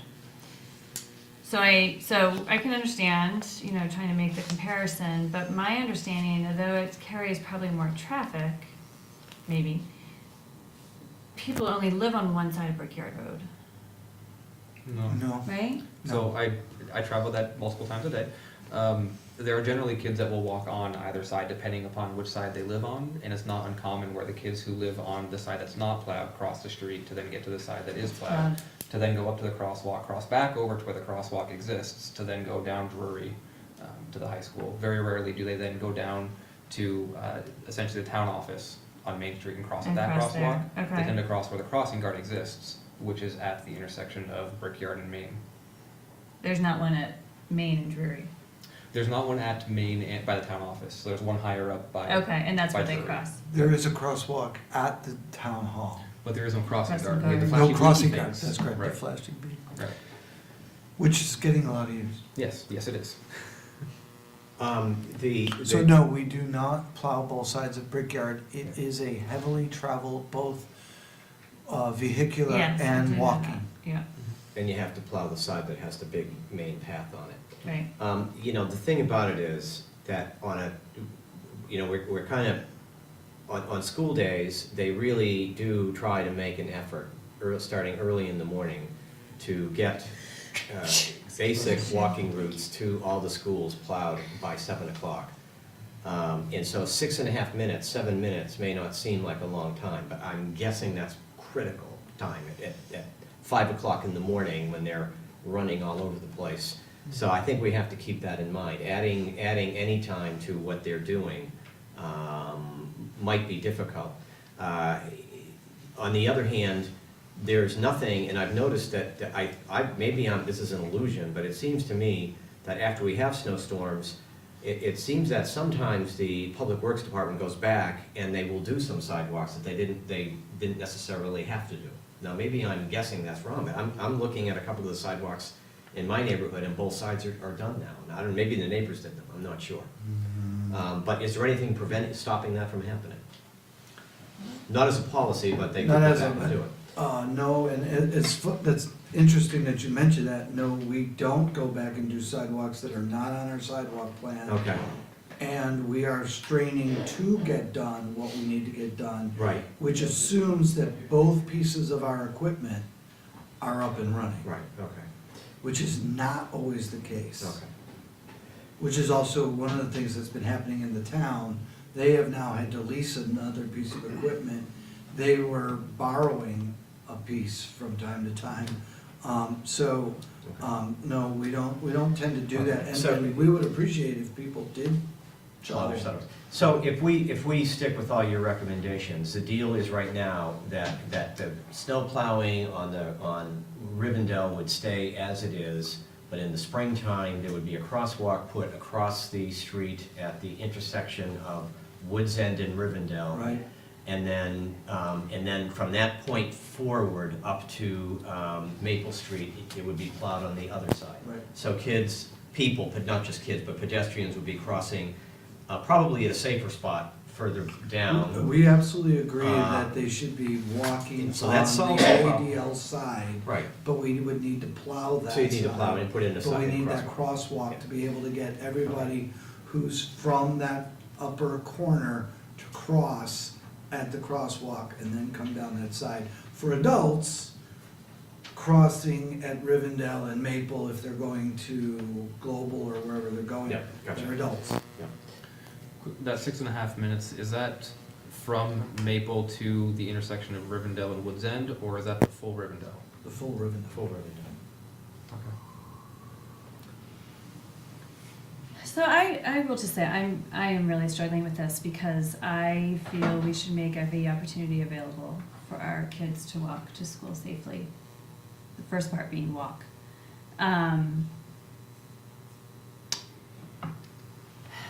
And I guess, I am leaning towards, not accepting the recommendations. Elaine or Andrew? I think the recommendations are a good starting point. We should implement them and then see how it goes. Andrew? I was leaning towards not going against not going with the recommendations and taking the 6.5 minutes and full Rivendell. Well, we're split, because I'm concerned about the precedent of having, and I appreciate it, but I'm concerned about having the precedent of having one resident as much as we might think it's necessary, on the basis of one request to change a whole policy. This is when I started off of, do we want to define key connector? Mhm. So then if we define it, that then goes to staff to make the decision. Right. Or do we keep it loose and that comes to us? Oh, well, we don't have a tiebreaker here. I mean, for I whatever. would just add that, Evan, did you say that Rick Jones, Rick Hamlin, and you, any other staff involved in this decision process? No, just the three of us, we worked on it together. Okay. Personally, again, I made the recommendation because I think it addresses what the petitioner was asking, at least not all of it, but it gets there. It keeps us consistent with what we're doing throughout the community. I think when you start talking about schools, and I'm new to the community, I get that part, but all our sidewalks eventually lead to somewhere. They lead to a school, they lead to downtown, they lead to other neighborhoods. We need, I think, and one of the things Rick Hamlin brought up in our discussion was the reason why you created the policy in the first place is you make an acknowledgement that we are a walkable community, but you don't have the resources to plow every sidewalk. And at a time frame when people probably need it the most. People need to get to school, the children need to get to school, people need to get into downtown or get to public transportation, they need to get to the library at certain points. At some point, I'm assuming this village board or some prior board said, these are the kinds of resources we could put into this on a annual basis and provide a level of service that you're comfortable with. And if you start doing more and more and more, you'll just do more and more. And then the level of service either will have to increase with it, which means more equipment and more manpower, or women doing that. Those pieces of equipment are about $145,000 plus annual maintenance and blades. And as I mentioned, and this was Rick's comment to me, he's like, look, we do the best we can. Every storm is different. You don't know if it's gonna be the wind, you don't know if it's currently snowing. We get done with our route, and by the time we get done with our route, it looks like we haven't even been out there. And then the phone calls start coming. We do, and then and we also have a crew that's doing streets. So that's kind of what we're taking into account. It's not that, and we felt that this was a good mixture of getting them onto the west side of Rivendell ultimately, and connecting all of those neighborhoods. Could you go to the map for a second? I'm struggling to get it on the screen. It's in there. I think I if you go to did, the but I walking one. can't get it any smaller than, Well- that's how I can. You know, when you, close enough. When you have Woods End and what's leading into Woods End, unless you have that crosswalk across Woods End, they would get stuck on the east side. And so by doing the crosswalk, it brings them to the west. Then you could do the whole west side. And then the people from the east side could just cross over and make that connection. And it gets them on the school side. This just feels like an appropriate combination of what's being asked and what we're capable of doing. It's a midway point. And I see your hand. The other thing Rick mentioned is, like, no offense to anybody who's listening on Brickyard, we really don't wanna plow both sides of Brickyard. No, it's too long. Can't be, that would have more than 6 minutes. And if you're gonna do Rivendell, then what's the argument for not doing Brickyard? So I have a compromise. Okay. I will accept the recommendations if we also put one in that says if Todd and others in his community come back with more people than just one, we would be willing to take it up again. Listen. Okay. Isn't there a requirement in here about requiring, there already is that allowance Right, in here. right, and we had talked about it last time, and the reason I'm thinking of this is, you know, Hillcrest really wanted a sidewalk, and Hillcrest came together as a community and came here and petitioned for a sidewalk. Okay. So there is, I can't say this word, precedent. So much trouble with that word. For us listening to a group of people who come forward, and I know it's also part of So the you're ranking raising the bar a system. little bit. I'm raising the bar a little Okay. bit. Okay. Sorry, Todd. But that would be my compromise. Okay. My struggle is I understand that, of course, we're resource limited. The policy was written, with the exception of you, George, you may be the only trustee on this board. Oh, who God, may have been a part probably. of that policy. Yeah, probably. I think, and even then, I don't know if you were or not. I don't I remember. think the times have changed. I think at that point in time, the recession was high on everyone's mind. That has changed. I think that we are in a different position in the community, and if we don't have the 6.5 minutes, I really struggle to see how we don't. And I can see that this sets precedents for Brickyard Road, and frankly, I understand the village doesn't want to, and the time that would take. At the same time, a community that has 2 sidewalks that promotes walkability should. And so maybe we need to do something different to put our money where our mouth is and make sure we're a walkable community. Well, and if I could rebut, that's why we're looking at the crosswalk, which would be handicapped, it would have the handicapped ramps, et cetera, in the crosswalk to get that safety factor to cut across. It is not generally, brutally honest, 6.5 minutes doesn't sound like a lot, and it generally is not. That's if we plow. If we snow blow, which is usually something more than 2 to 3 inches, we have to snow blow it, and if it's wet, we have to snow blow it. I have no idea how much time it's gonna take. When Rick was here talking about the snow blowing, though, what he was talking about is those are the big ones. Those are the ones that generally school shuts down. Those are the ones where we're all figuring out how are we gonna get to work today, Right. what are we gonna do with our kid? There's a lot of life disruptions that happen at that point, where I am assuming that then walking to school and getting that plowed in the 6.5 minutes, yes, that waits. Because frankly, the rest of us aren't dealing with it at that point in time, we're all dealing with other things. So I hear you, I would still just vote no, and I'm I okay being the know. minority. Okay. Does someone want to make a motion, or do you want to keep talking about this? I'll move that the trustees approve the recommendations made by staff. But, do you want? I won't accept that motion. What you want is already in here, so it's not part of the recommendations, it's right here. But I Residents- want to be clear that if we accept this as the motion, we are willing to take this issue up again, that this is not. It already says it in final. there, it's right there. But if we make this motion as this is our plan. Right. And they come back, I want to be clear that just because we voted that this is our plan, we Sure, will yeah. take it up again. Okay, fine, that's a friendly I amendment, hear- it's exactly the same thing I'm saying, so Okay.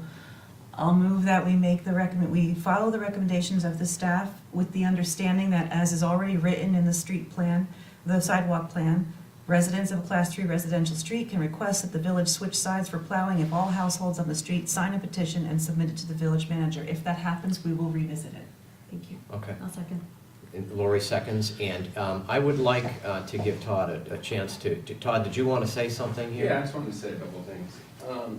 First, I'm not sure if you're aware of this, but the village, according to the winter operations plan, has 38 miles of sidewalks. It plows 32. So it plows 85% of the sidewalks. Adding the second side of Rivendell would be, I think it was about an extra 2% of the sidewalks. So the idea that there's gonna be a cascade of requests that are gonna require a whole bunch of extra manpower and infrastructure, I think is a stretch, because you're only talking about another 15%. You currently have 2 routes that are probably 16 miles each, I'm just guessing.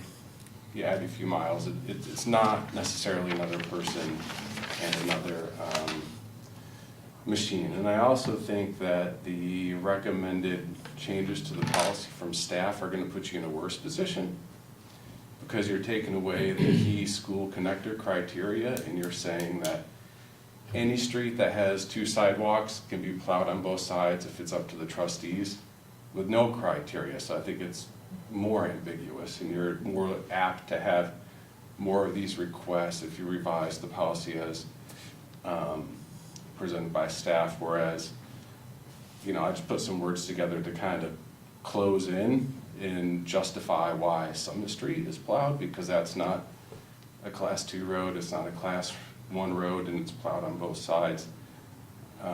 Brickyard, I'm not sure about. Most of the students who are gonna be using that are probably high school and driven to school. I don't know, I don't live on Brickyard, so I don't get to observe the number of students there. But it's sort of an in-between road.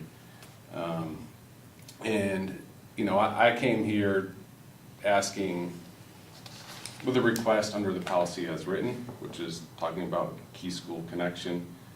So sort of changing the rules under my feet is a little different, I think. I didn't come in asking to switch sides, I came in asking for both. So those are my comments. It's just something to consider. I think you're gonna end up with more ambiguity with the policy changes as recommended by staff as opposed to less. Okay. Remember, we have a motion on the table. Go ahead, thank you, Todd. Yeah, so can I just clarify something to that Yeah. motion? And I apologize, I'm not operating fully here. I thought and I'm just reading now, that it is in Part B that we adapt the proposed changes to the sidewalk policy, but I thought we were going to do that at a later date. We weren't talking about the policy per se tonight. The entirety of the policy. There was a conversation to revisit the entire policy. We're not prepared Yeah, to later. discuss the entire policy. Right, so. We could take this up later, too. So rather, we recommend adopting the proposed changes to the sidewalk policy as redlined in section H, Right, so. just that section, which Right. is dealing with the term removal of key connect.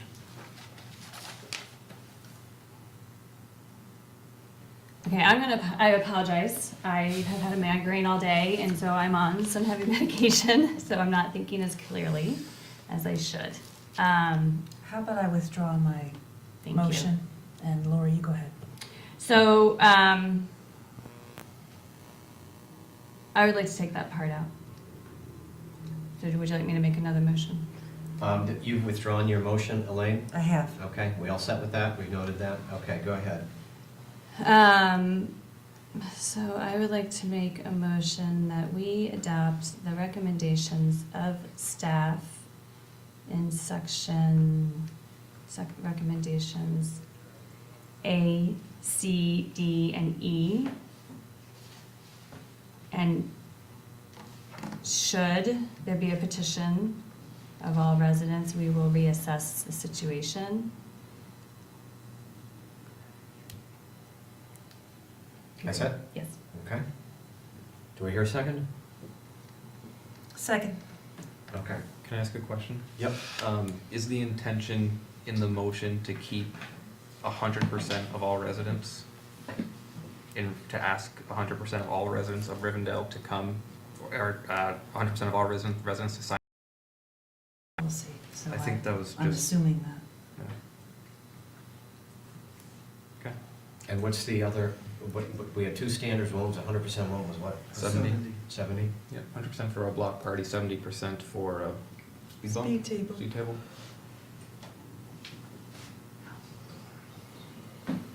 You're here if you wanna make it something less than 100%.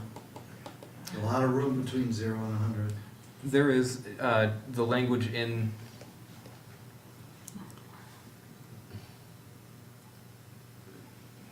I'm just trying to find where that is in the recommendation.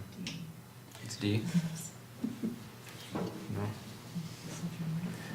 Yeah, no, it's, I don't see it in the recommendation about having all residents come to petition. It's just, it's in the policy and so that's fine. Okay, so I don't know if you're gonna get 100%. we're really, agreement for we're any- really confused here. Let's try to get some order here. So we have a motion on the table. And are you comfortable with that motion? Are we ready to vote on this, or do you want to amend it again? Lori? I'm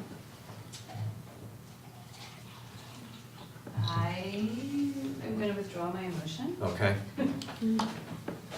I'll take some medicine. Okay, let's try this a third time. And let me just, if I can, Yeah. I'm going to allow, Todd has his hand raised. If I could just ask you to just keep it fairly brief, Todd. I just want to clarify Go the ahead. question. If what I sense is going to be adopted for the staff's recommendation about, I just want to clarify that the recommendation is that after the crosswalk is installed, Mhm. you'll plow all of the west side of Rivendell and stop plowing anything on the east side. No, it would plow Rivendell from Maple Street to the intersection of Woods End on your side of the street. And then people would cross over and then they would continue plowing Rivendell down on the side that's currently being plowed. So it would zag over. In other words, people instead walking all the way up Rivendell, instead of crossing over at the intersection with Maple, would cross over at the intersection of Woods End, and then that would be plowed the rest of the way up. Understand? Mm-hmm. Can I make a recommendation here? Absolutely. Okay. How about we divide and conquer, since we're struggling here. How about we have one motion about whether or not we are going to change policy for plowing Rivendell, and if not, then what might be the conditions we would reconsider that. Have that be one motion, and then let's look at B, C, D, E as a separate motion, whether to adopt or amend those. Can I make that recommendation? Absolutely. Okay, why don't we, anyone want to take a shot at a motion for the first piece? You go for it. Okay. Are you saying A? Yeah, saying A. I will make a motion that we continue to plow only on the east side of Rivendell Road to stay consistent with current policy and practices. But if we receive 50% or more of the homes on the east side of Rivendell come back to us, we will reconsider this decision. On the east side or on the whole street? On the east side. That's my motion. Currently, it's all households on the street. Okay, just making sure you know that. I will second that. Okay? Can you say it again? I will say that we continue plowing only, I'm sorry, Not the part that's in here, just the 50%. we will plow only on the east side unless we receive, but if we receive a petition by 50% or more of people on Riven, let me just say God, I'm sorry, I withdraw my emotion. This is so confusing. I'll withdraw that first motion. I'll say, we will keep plowing on the east side of Rivendell to stay consistent with policy unless we receive a petition of 50% of more of the households on Rivendell Avenue, then we will reconsider our decision. I will second that, but it's Rivendell Road Rivendell. Drive. Drive. Rivendell Drive. Okay, good? We good? It's 50% of everybody on the street? Yeah, 50% of everybody on the street.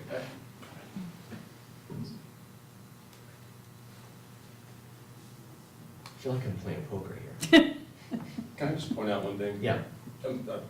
The recommendation D does say after this crosswalk is installed, then plow the west side sidewalk from Briar Lane to Maple Street. So it's it's the west side. It's the whole west side. We would only still be doing one side, but it would be the west side. I don't think it's the greatest solution, but that's where the traffic is, the majority of it, so I think that's where the service should be. And that's the school side. Yes. We keep things as, There's basically, also we're gonna keep church. things as we are. We're gonna keep, There's also- Evan, we're gonna keep things as we are, okay? We're gonna keep plowing the thing as it is, but if 50% or more of the residents on Rivendell sign a petition asking us to reconsider the sidewalk plowing policy, we will reconsider our decision. Okay? And Lori seconded that, right? Yes. Right. Okay. Any further discussion? I will call for a vote. All in favor? Aye. Oh, nay. Nay? Okay, so 3-1. That's a decision. We've made that decision. Now we are looking at B, C, D, E. Do I hear any motion or any interest in trying to make a motion on on staff recommendations for B, C, D, E? I'll move that we implement recommendations C, D, and E, and that we revisit the entire policy at a later date. Second. Okay. Any further discussion? All in favor? Aye. Opposed? Nay. Okay. So that passes. So we're done. Good? That took, Sorry about that that. took a lot was longer than completely my probably plowing. fault. We could have plowed it a whole bunch of Right. times, considering the last So- meeting. Just so I understand, and thank you, I didn't Yeah. think this was gonna be such a thing. So for this year, nothing changes. Unless you get more signatures. Right, okay, and then next year, Right. if I don't do anything else, it'll be switched There's sides. gonna be a crosswalk going right from Woods End over to your side of the Yeah. street. And then from that point forward, on your side of the street, it'll be plowed up to the corner of Maple Street. But that's not what you just passed. That's my understanding of what it is. Well, didn't you adopt D? No, C. did No. not adopt B. No, Mm-mm. C, D, and E. C, D, and E. Yeah, D. We didn't leave B. Okay, maybe we'll need to change that. That was our understanding, so maybe some of the language in here is messed up. So, D No, is we- plowed the entire west side. Yeah, Right, we voted to keep it as is for now yeah, on the east side. yeah. And then come spring, we'll install the crosswalk, and after the crosswalk is installed, we will switch over and plow the west side. Right. That's what we passed. Okay, sorry, because I'm thinking people coming down from Woods End are gonna Okay. have to cross over. Okay, all right. Thank you. All right, Sorry, got it. just Okay, got it. trying to make sure we're all on the same page. Thank you very much. Thank you.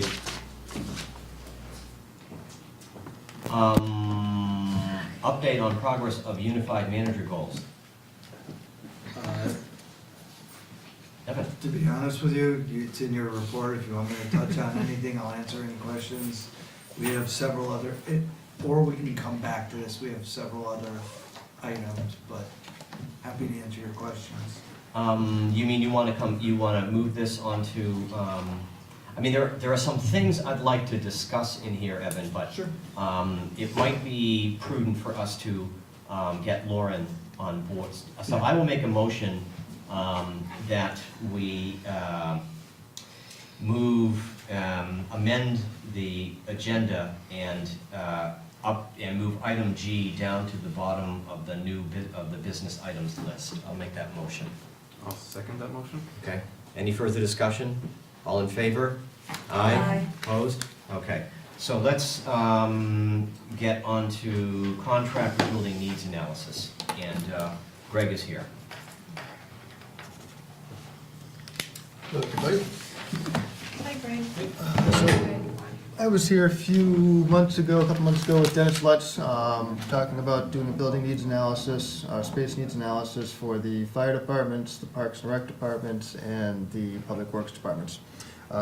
We put out an RFP, we ended up getting 2 bids back, 2 responses. The committee sat down, evaluated all those, staff committee, and the recommendation was to enter a contract with Scott and Partners. Their bid proposal for the project was $45,650, which is above the $40,000 threshold for the purchasing policy, which is why I'm back here tonight looking for approval from the trustees to allow the unified manager to execute the contract, going to the select board on this coming Monday night to ask the same thing. Okay. Questions? Yeah. In the past, we've seen the bids for some, for projects, so I kind of would like to see the bids. Oh, good. Like both of them, or? just Well, one? especially the one that you went with. Okay. But in lieu of that, at the moment, I'd like to know why you chose Scott and Partners as opposed to the other. Sure, we went through and put together a score sheet, and I can send the bids out afterwards, sorry about that.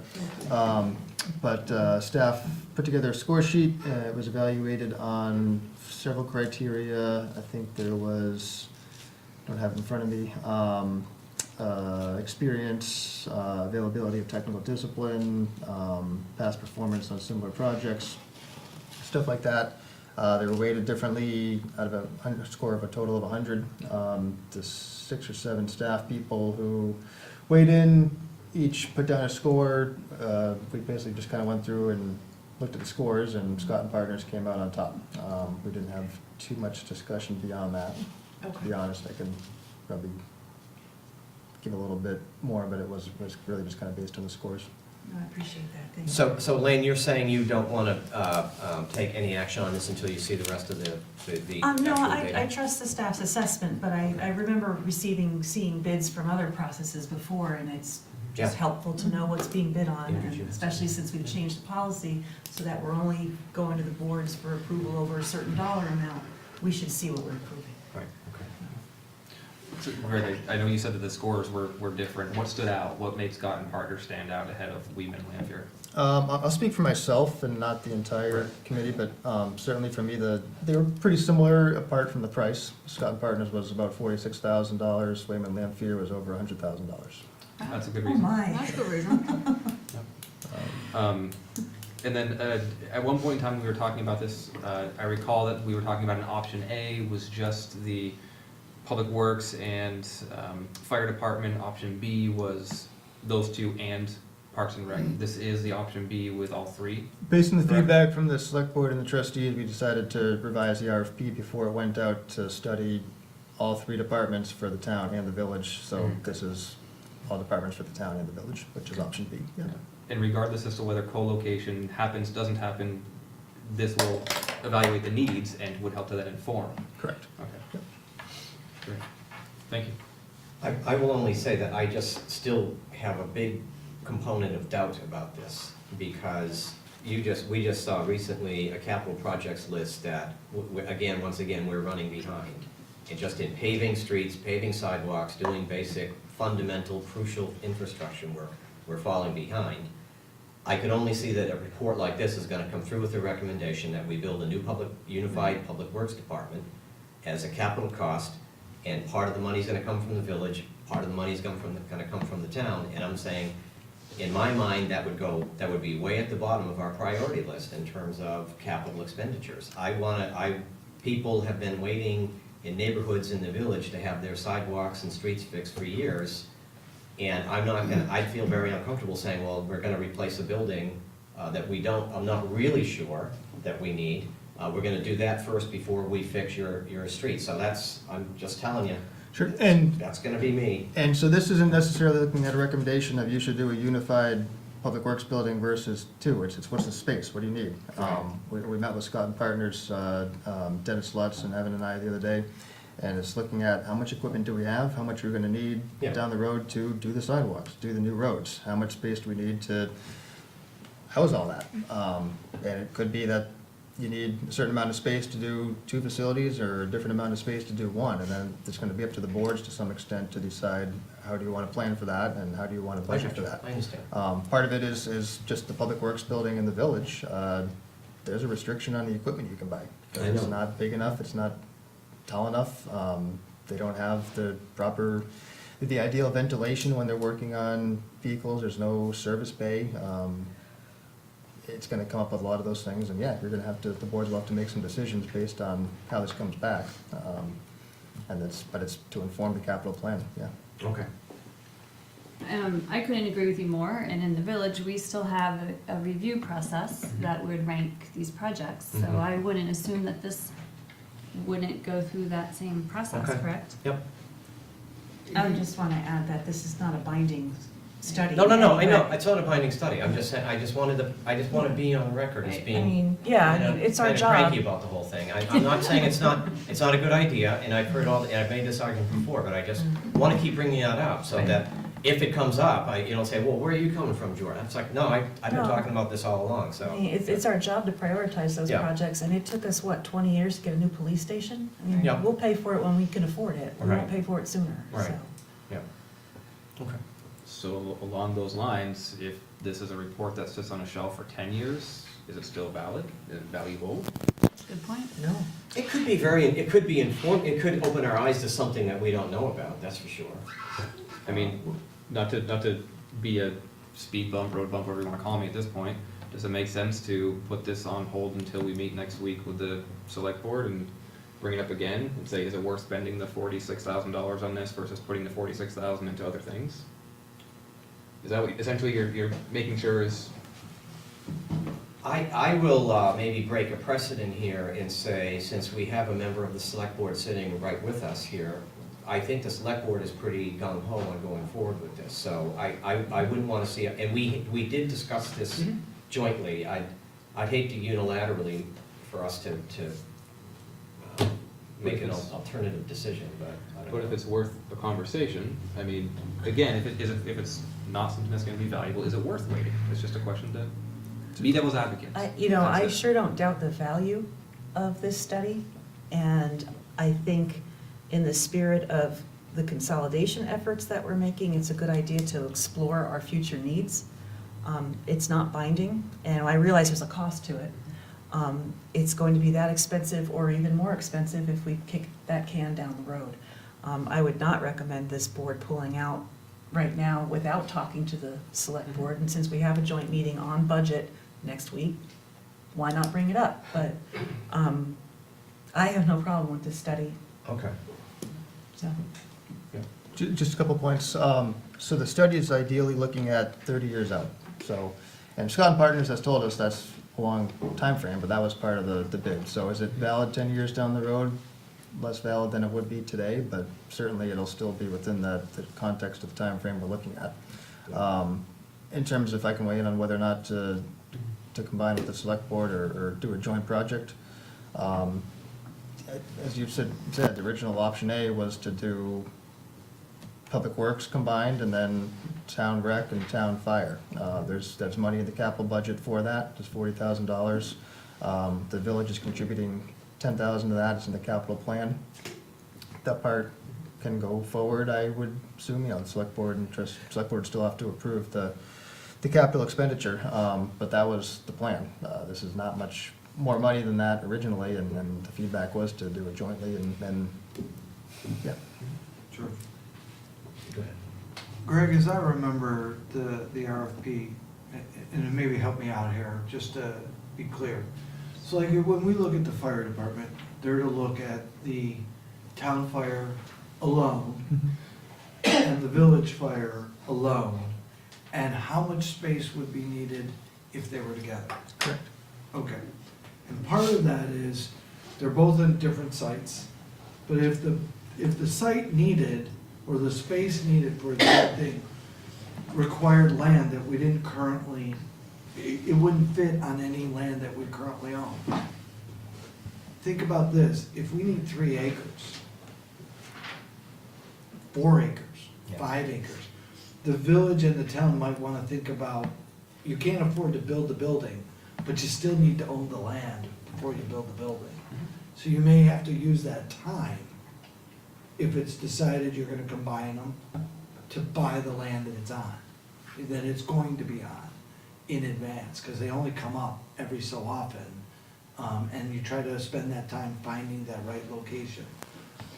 The current village garage isn't structured to be able to deal with the equipment we're dealing with now. Part of the study is, would the new one fit on that site still?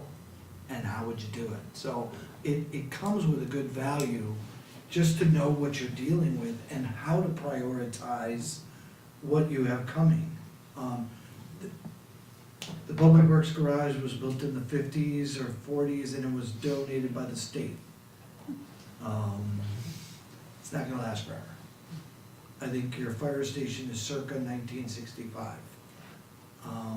It too is either gonna need to be have some upgrades and some cleanup in there, or you're gonna decide if, do you really wanna put the money into a 50, 60-year-old building, or are you gonna decide to build something for the future?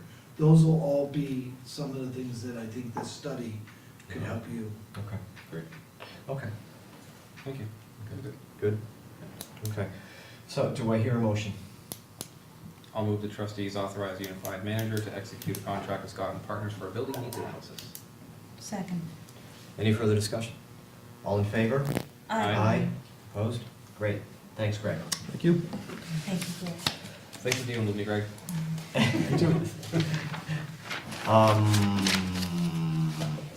Assignment of fund balance, Lauren. So, we had a small surplus in FY '18, about 74,000. Our fund balance was below 10% when we started this year, and it's now 10.8, which gives us, with the things that we've already assigned, which is termination and benefits that comes through the budget. We've had this money for the health reimbursement arrangement. It's just in case we have a run on medical expenses, we have money put aside for that.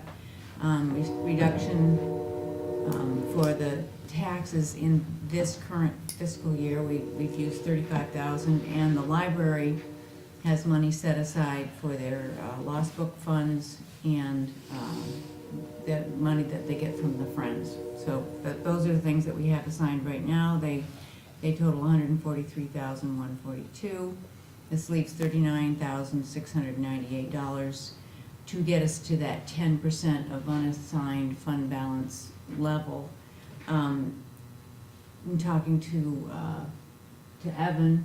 He was feeling that our buildings could use this money to add to our buildings maintenance, because we have a lot of problems with our buildings. What, I just like to, like for example.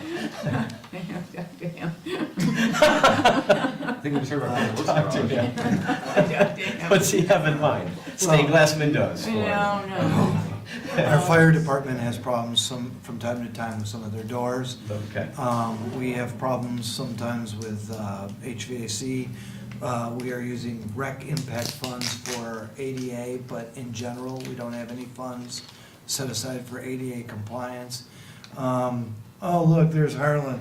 The EJRP is always scrounging around for monies, but in general, our just buildings are getting older. Okay. I would only add to that, you know, we had the request from the senior center to fix their door. Right. I mean, that's, but you found money. We're for that. using rec and have fees from the town. Okay. Any other? But those things come up all the time. Any questions about this? Other questions about this? Do we hear a motion? I will make a motion that we assign $39,699 of fund balance for building maintenance.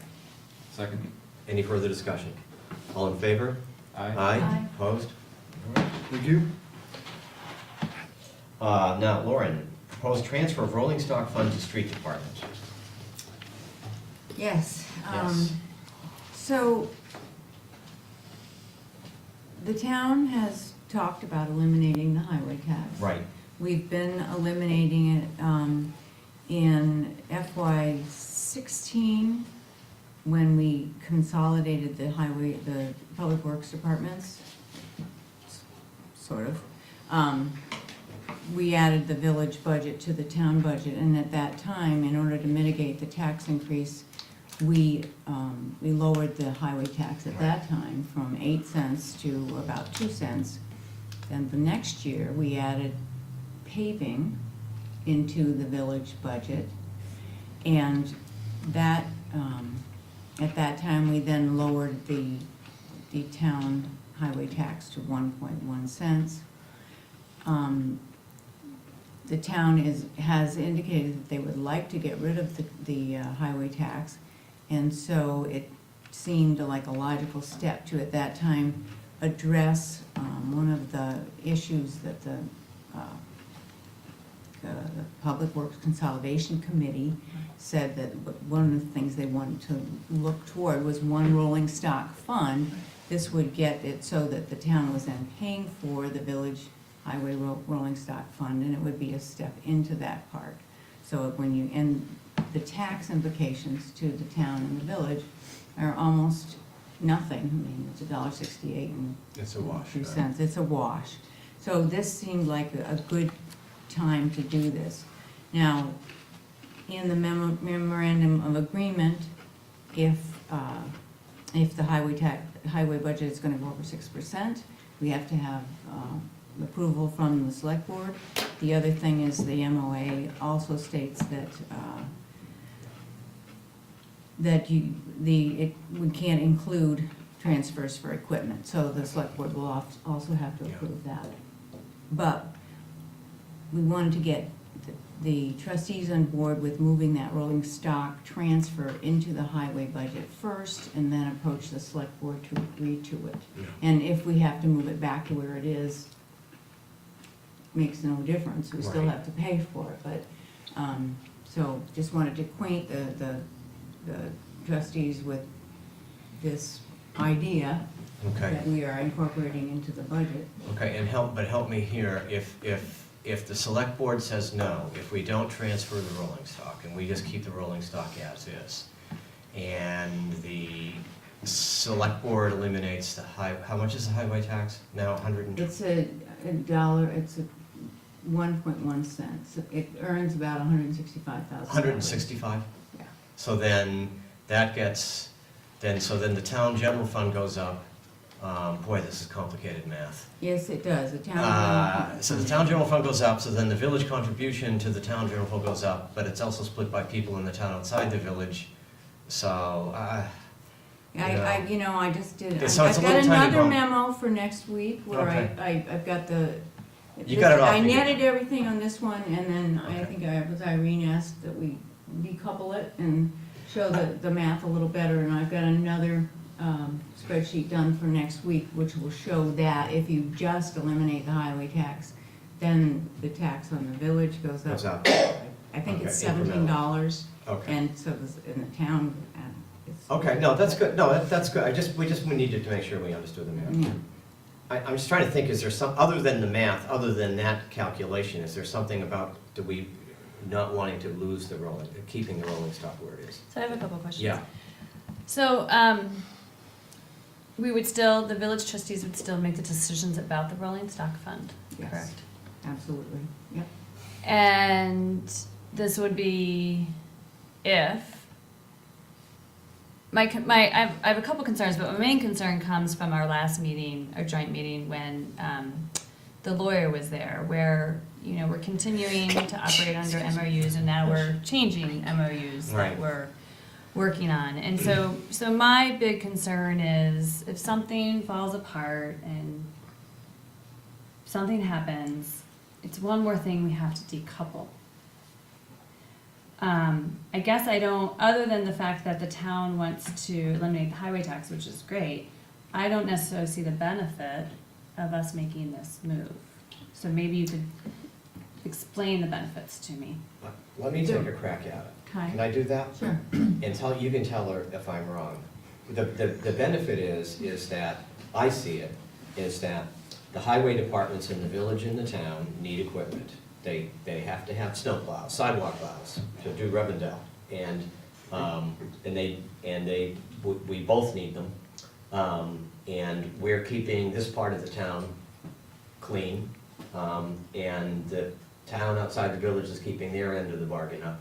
And so we're splitting the cost of, not just the maintenance, but the equipment to perform the maintenance should be split 50-50. So we're basically saying the town is gonna split the cost of our equipment purchases 50-50. We're helping them pay for half of their equipment, and they're helping us pay for our equipment.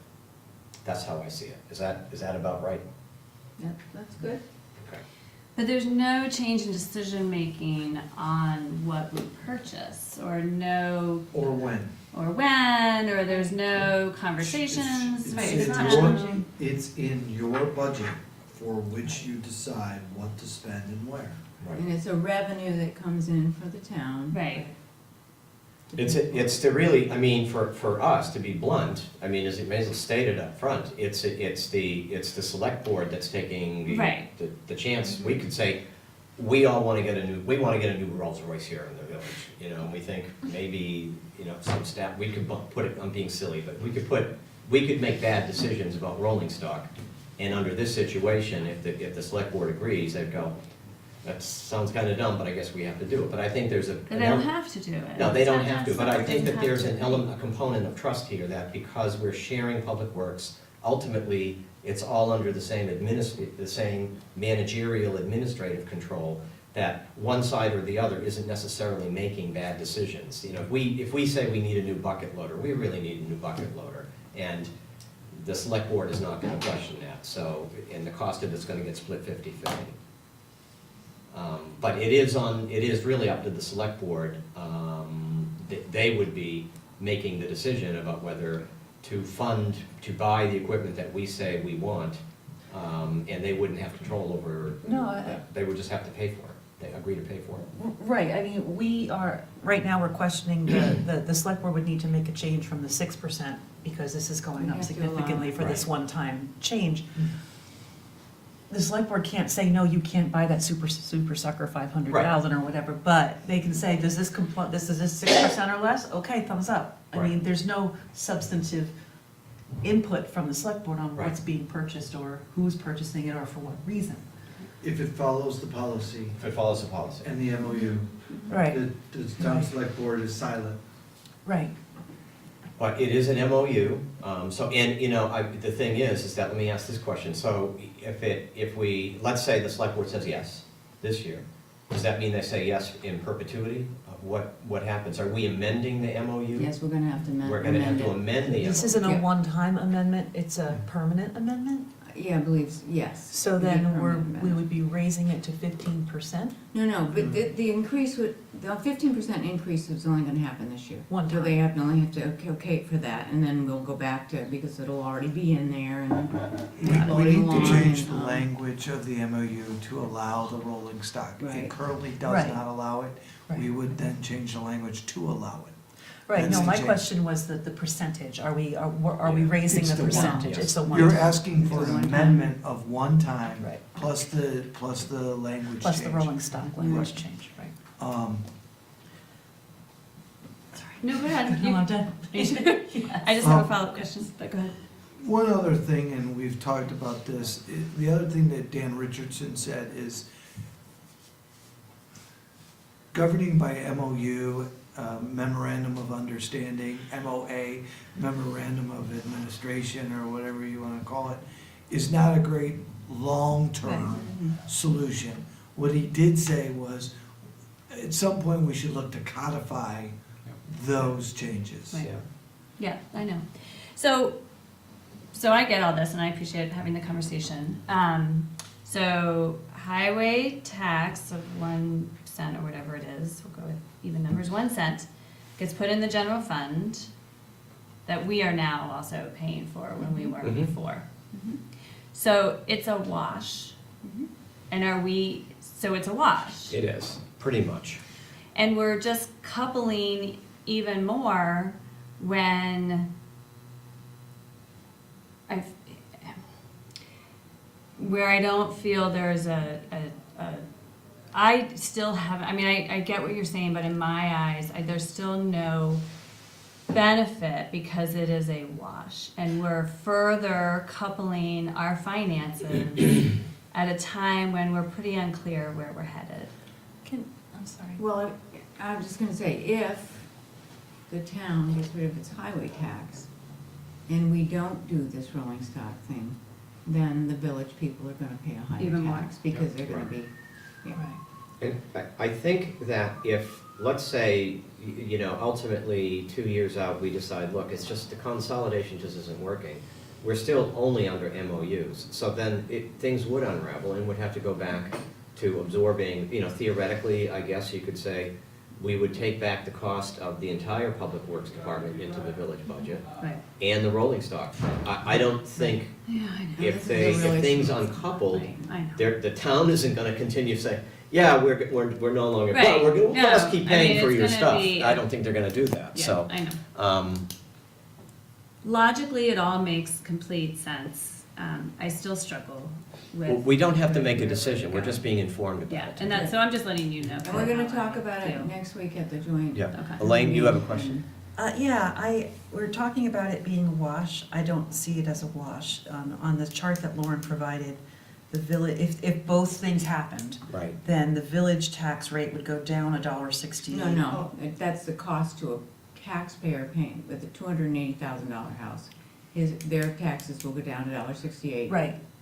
And then- $1.68. I get it. I'm just trying to be super Not that accurate. that's not the tax rate. I'm trying to be super Okay. accurate. It's close enough. And the town outside the village tax rate for an average assessed house, it would be 84 cents of an increase. So I just want to, you know, Gotcha. there are some Gotcha. impacts, Gotcha. and we have to be really particular about that. Yeah, And the other thing is, I agree, I'm glad you reminded us about what Dan said about MOUs are not a permanent form of governance.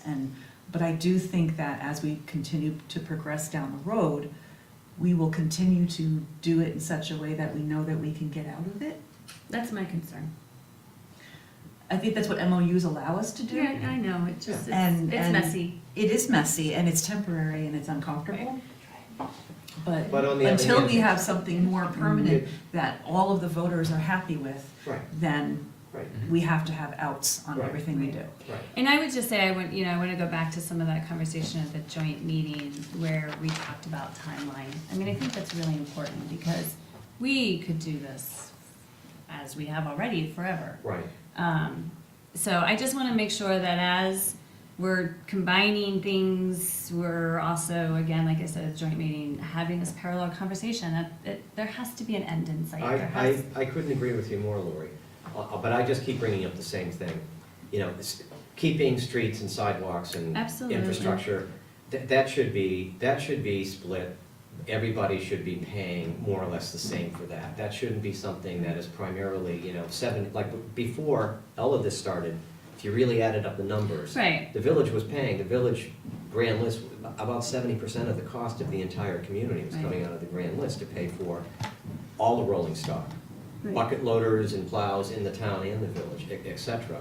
So this is really bringing it down to, you know, 50, more like a 50-50 split, which I think people in the town, outside the village, I think understand is fair. I Yes. think that's the message I've gotten. So I think this is bringing us in the right direction. Okay? I mean, I don't think, we're not making a decision here. So this is just informative, and we'll take up this discussion again. This is one of the key items that's gonna be on our joint budget meeting next week. Yeah. Okay. Thanks, Lauren. Anything else? Mm-hmm. Good? Thanks. Okay. Thank you. Oh, but Lauren, the budget day menu. Oh, yeah. Oh, yeah, where are we eating? So, no, I don't know, that's up to you. There's always a big discussion where you guys wanna get your food from, so you tell me where you wanna get your food. I will talk to Tammy and she'll get a menu. I love Martones. Martones? Martones? Sounds good to me. Sure. Yeah. Good with We haven't done Martones? Martones in a while, actually, have we? No, we had been doing pork and pickles. Pork and, well, Yeah. Martones is good. No. That's fine. Okay. All right. it's really important stuff. I know.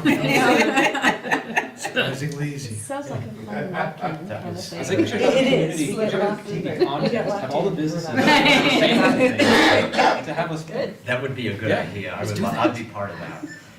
Do we want to go back, and so we did move things around, and we have one piece to go back, and Evan, I don't know if you want to do any more about your goals, or you want to discuss it any further. I saw them, and there's not a decision to be made. No, there are 4 goals that the joint boards have put together where I was supposed to get those done. My evaluation is supposed to be in February. Yeah. Prefer by contract, although I'm not that picky if we get close, but you asked, as part of it, you asked for an update of where I was on certain things, so I did that. I also threw in some information, just sort of to tell you just how busy we are sometimes. I mean, Yeah. it's like all the positions we've done, some things like that, but I just wanted to give you an update of what I've been working on and answer any questions. Appreciate the update. Yeah, that's good. Yeah. Thank you. I'm only going to make one comment, which is that I noticed that in terms of one of the long-term goals under alignment is website consolidation. And I'm a little concerned about Brownell Library website, because that is really, I think that they consider that to be part of their mission. They don't consider that to be just a municipal thing. They consider that to be one of the services that they offer. So I want to make sure that they have a lot of control over anything that happens with their website. We're actually gonna be having a meeting very shortly with IT about Brownell and IT and in general. They do not wanna be a website within a website, Yeah. so we're gonna have to work some things out. I mean, currently, it just is a direct link to a separate site, so, Right. and because of their database capabilities and downloading and streaming audiobooks, they would need to be a separate. Yeah, So, yeah, I would be very careful I would with think the that. Essex Free would have a similar, Yeah. they don't have know quite as about- much of a IT, or. Not much of a presence. presence in Okay. general, but that could be something in the future. Yeah. In fact, it could be something that they may work on together in the future, but taken, point taken. It's just, yeah, it's key, and we can talk about that more. Nothing is really imminent. We have had some very good meetings with the school district. Brian and I have met a couple of times. We've decided to have a monthly coffee, him and I.